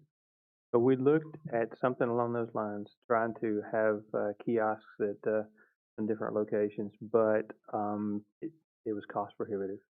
There is a privately run Facebook page out there that's got the schedule of everything going on in King George. I assume she still does that. It's a friend of the board that used to do that. Assume it's still out there. Unfortunately, because it's a Facebook thing, she just throws things in as she's aware of it. So there's no way to search it, and it's not necessarily in chronological order. But I'm saying, like, people coming through King George don't know nothing about King George. They're not going to look at Facebook. Have something. Oh, you're talking through traffic. Yeah. Website. Yeah.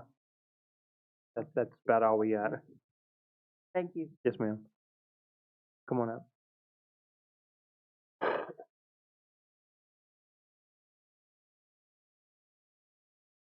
Nathan Hoy, Shiloh District. To poke the bear because it's for subject, but with the trail, and I'm just going to speak from my own perspective. What I see is a private landowner going to the state, then we're doing a letter of support. Does the state actually care what we have to say?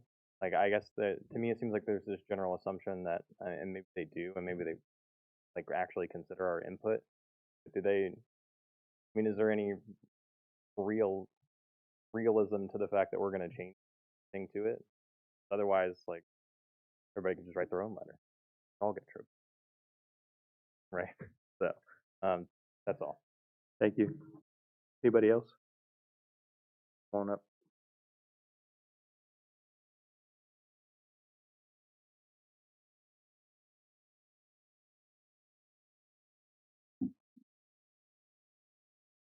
Denise Flatley. I just want to remind you that the letter of support opens up revenue from outside organizations to actually look at what they can. Sometimes without that letter of support, they're not even considering the project. So in order to open up funding for maintaining the trail or studying the trail, they have to have that letter of support. Something that I've learned through being on the FAMPO committee. The other part is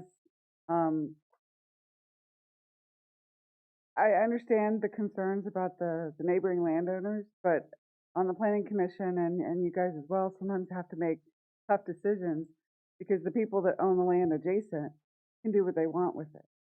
And it's probably not a very popular perspective, but if the person that owns the trail wanted to put a fence down the whole thing, no one would have access across it, and that's their right. And it's unfortunate. But putting it into a position where it's maybe taken over by the state park is not the worst thing that could happen. That's another thing that I've heard you guys say, well, if not this, then what? So I stated when I was up here before that I'm in support of you guys sending a letter supporting the trail being turned over to the state. But I think that that's going to open up the best we. Thank you. Anyone else? Want to receive any correspondence? Mr. Dines, you got anybody online? All right, at this time I will close secondary public comment. You're up, buddy. I move that the King George Board of Supervisors convene at the closed session pursuant to Virginia Code 2.2-3711A7 for consultation with legal counsel and briefing by staff members pertaining to actual ongoing litigation involving AWS. Briefing by staff members, where such consultation, briefing, and open meetings would adversely affect the county litigation and negotiating posture. About the county administrator, general manager, Director Lee Robotham, and the county attorney as needed because they are deemed necessary and or their presence will reasonably aid the board in its consideration of one or more of the topics to be discussed pursuant to Virginia Code Section 2.2-3712. Second. Probably second. Any discussion? None. All in favor, say aye. Aye. Chair votes aye. We're in closed session.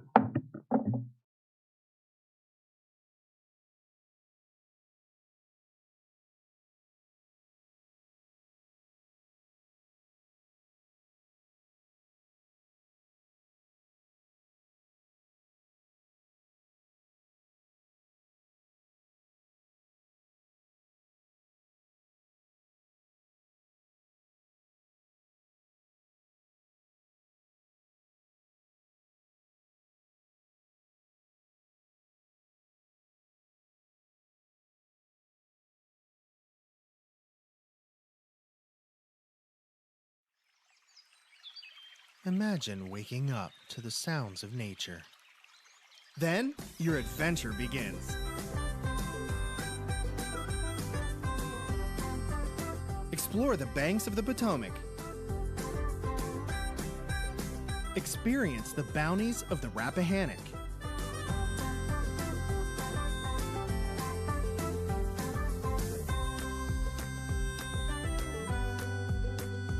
Unwind and reconnect with nature.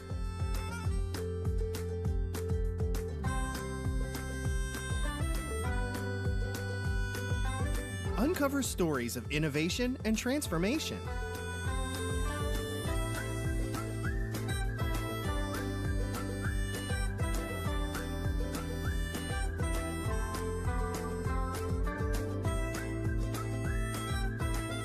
Challenge yourself to exhilarating trails.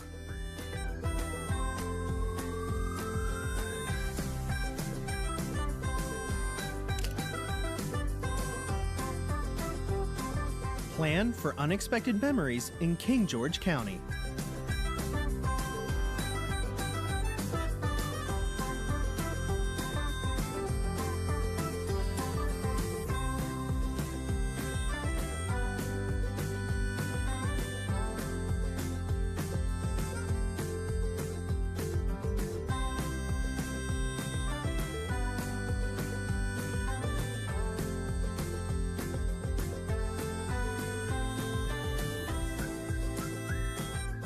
Nature, history, trails. Find it all between the rivers.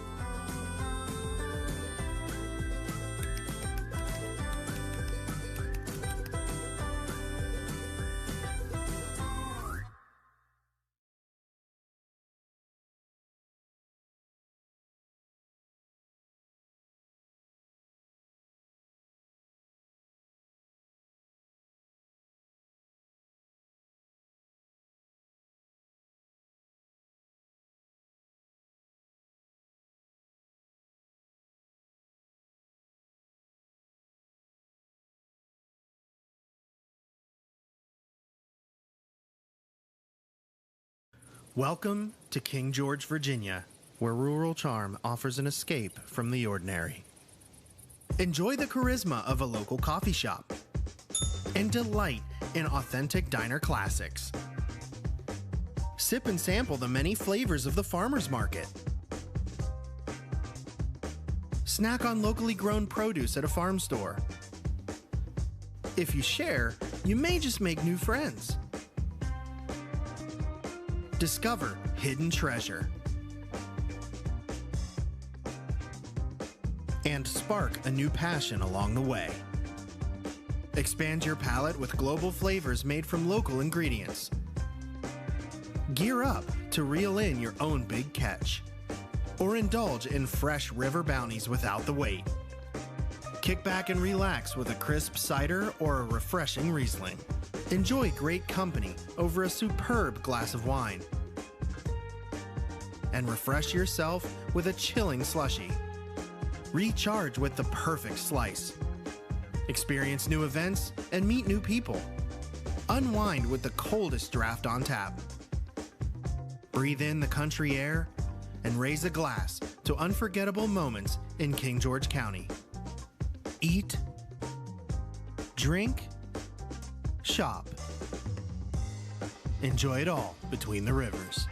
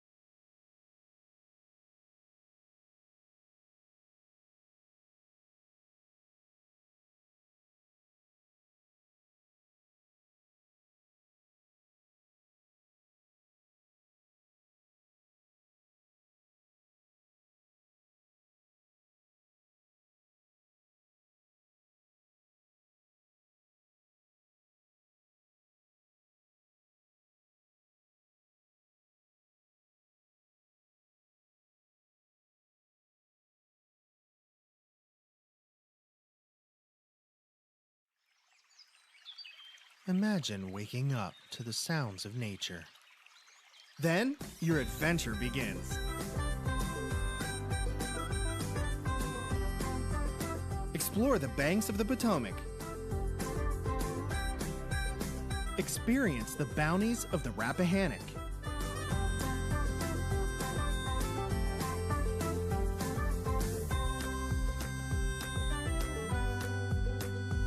Unwind and reconnect with nature.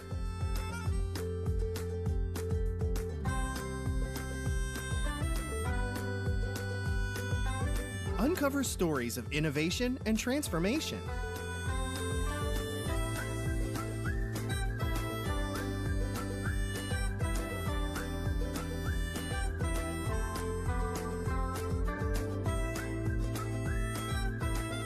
Challenge yourself to exhilarating trails.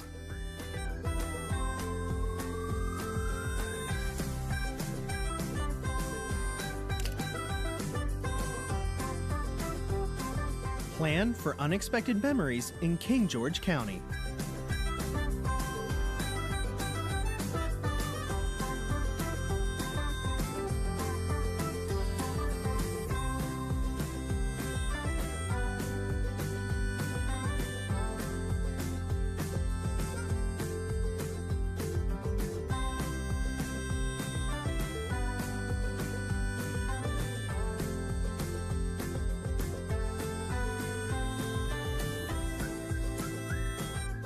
nature, history, trails. Find it all between the rivers.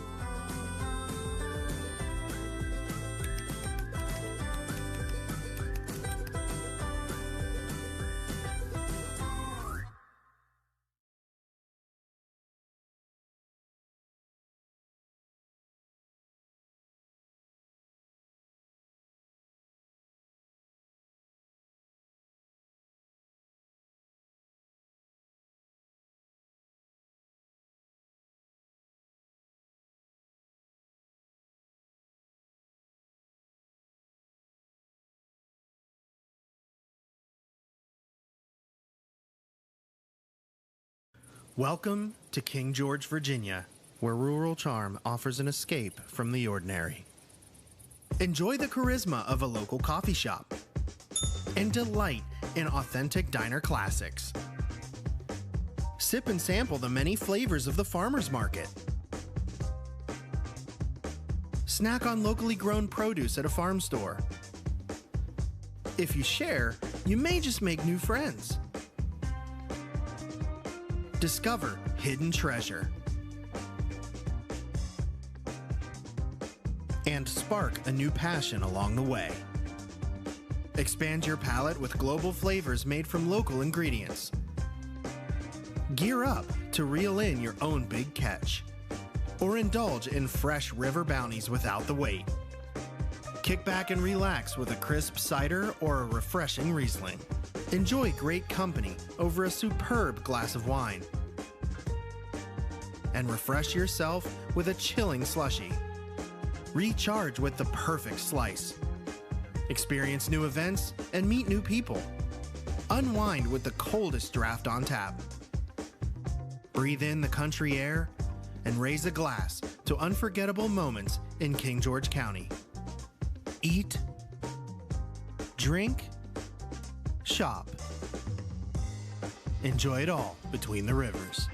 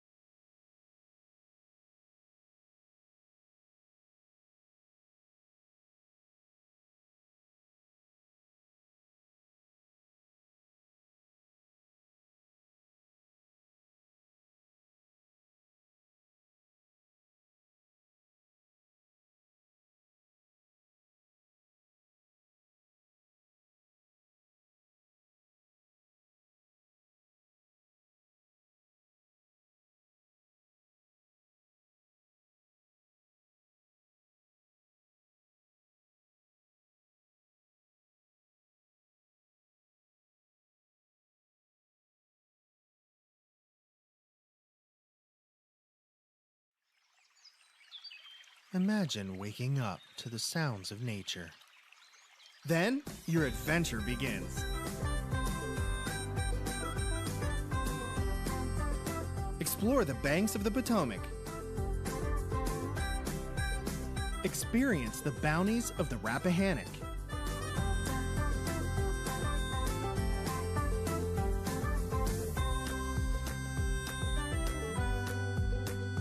Unwind and reconnect with nature.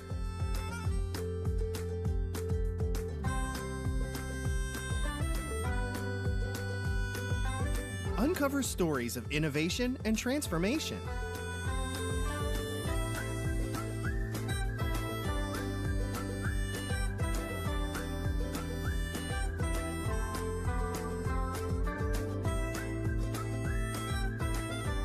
challenge yourself to exhilarating trails.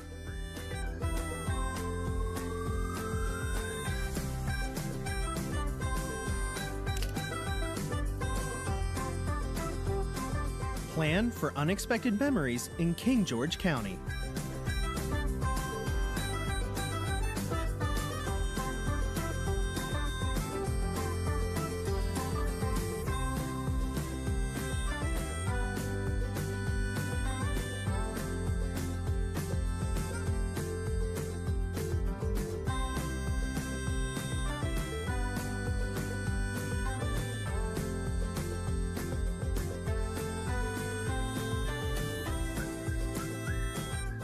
Nature, history, trails. Find it all between the rivers.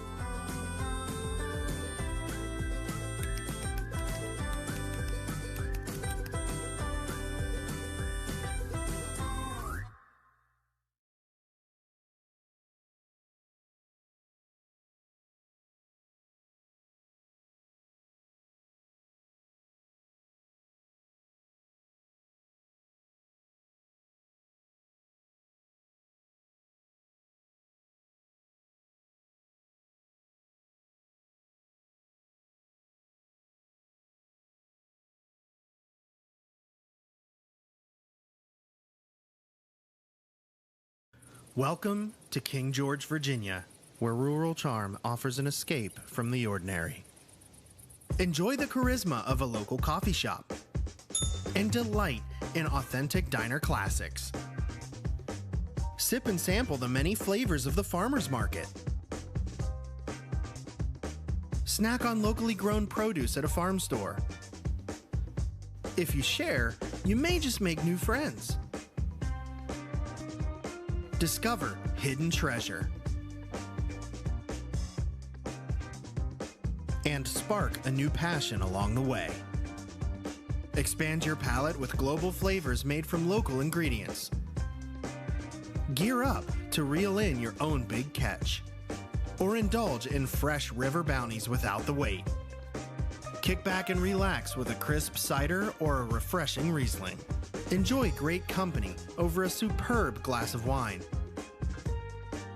And refresh yourself with a chilling slushie. Recharge with the perfect slice. Experience new events and meet new people. Unwind with the coldest draft on tap. Breathe in the country air and raise a glass to unforgettable moments in King George County. Eat, drink, shop. Enjoy it all between the rivers.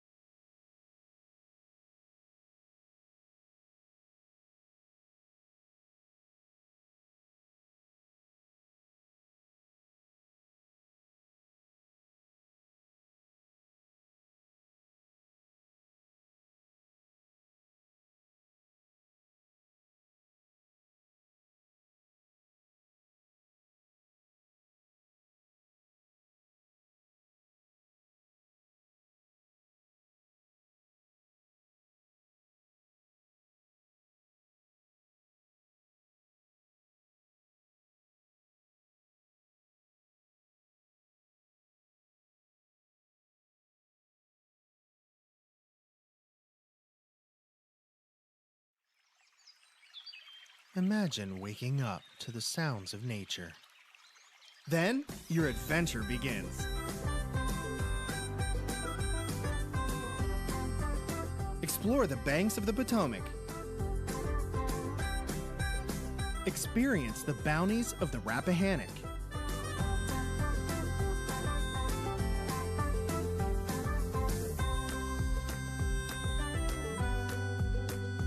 Unwind and reconnect with nature.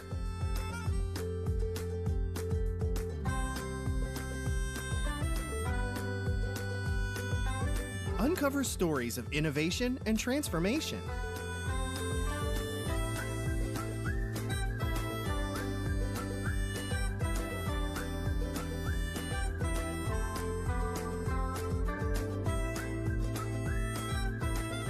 Challenge yourself to exhilarating trails.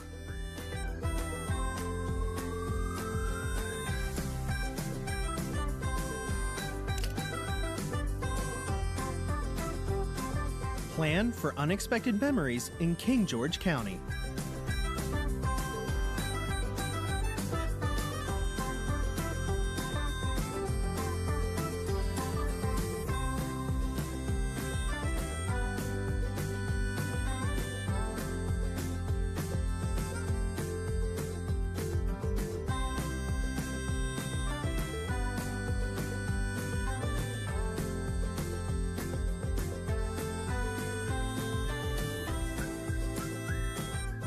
Nature, history, trails.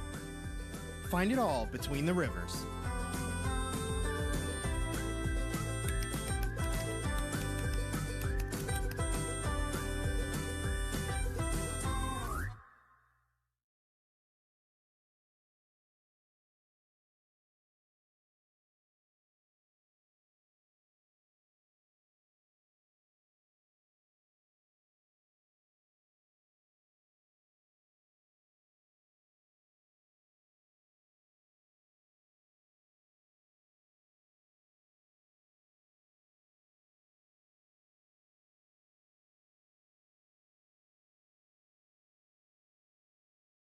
Welcome to King George, Virginia, where rural charm offers an escape from the ordinary.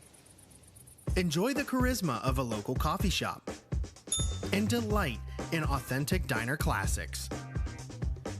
Sip and sample the many flavors of the farmer's market. Snack on locally grown produce at a farm store. If you share, you may just make new friends. Discover hidden treasure. And spark a new passion along the way. Expand your palate with global flavors made from local ingredients. Gear up to reel in your own big catch. Or indulge in fresh river bounties without the wait. Kick back and relax with a crisp cider or a refreshing Riesling. Enjoy great company over a superb glass of wine. And refresh yourself with a chilling slushie. Recharge with the perfect slice. Experience new events and meet new people. Unwind with the coldest draft on tap. Breathe in the country air and raise a glass to unforgettable moments in King George County. Eat, drink, shop. Enjoy it all between the rivers.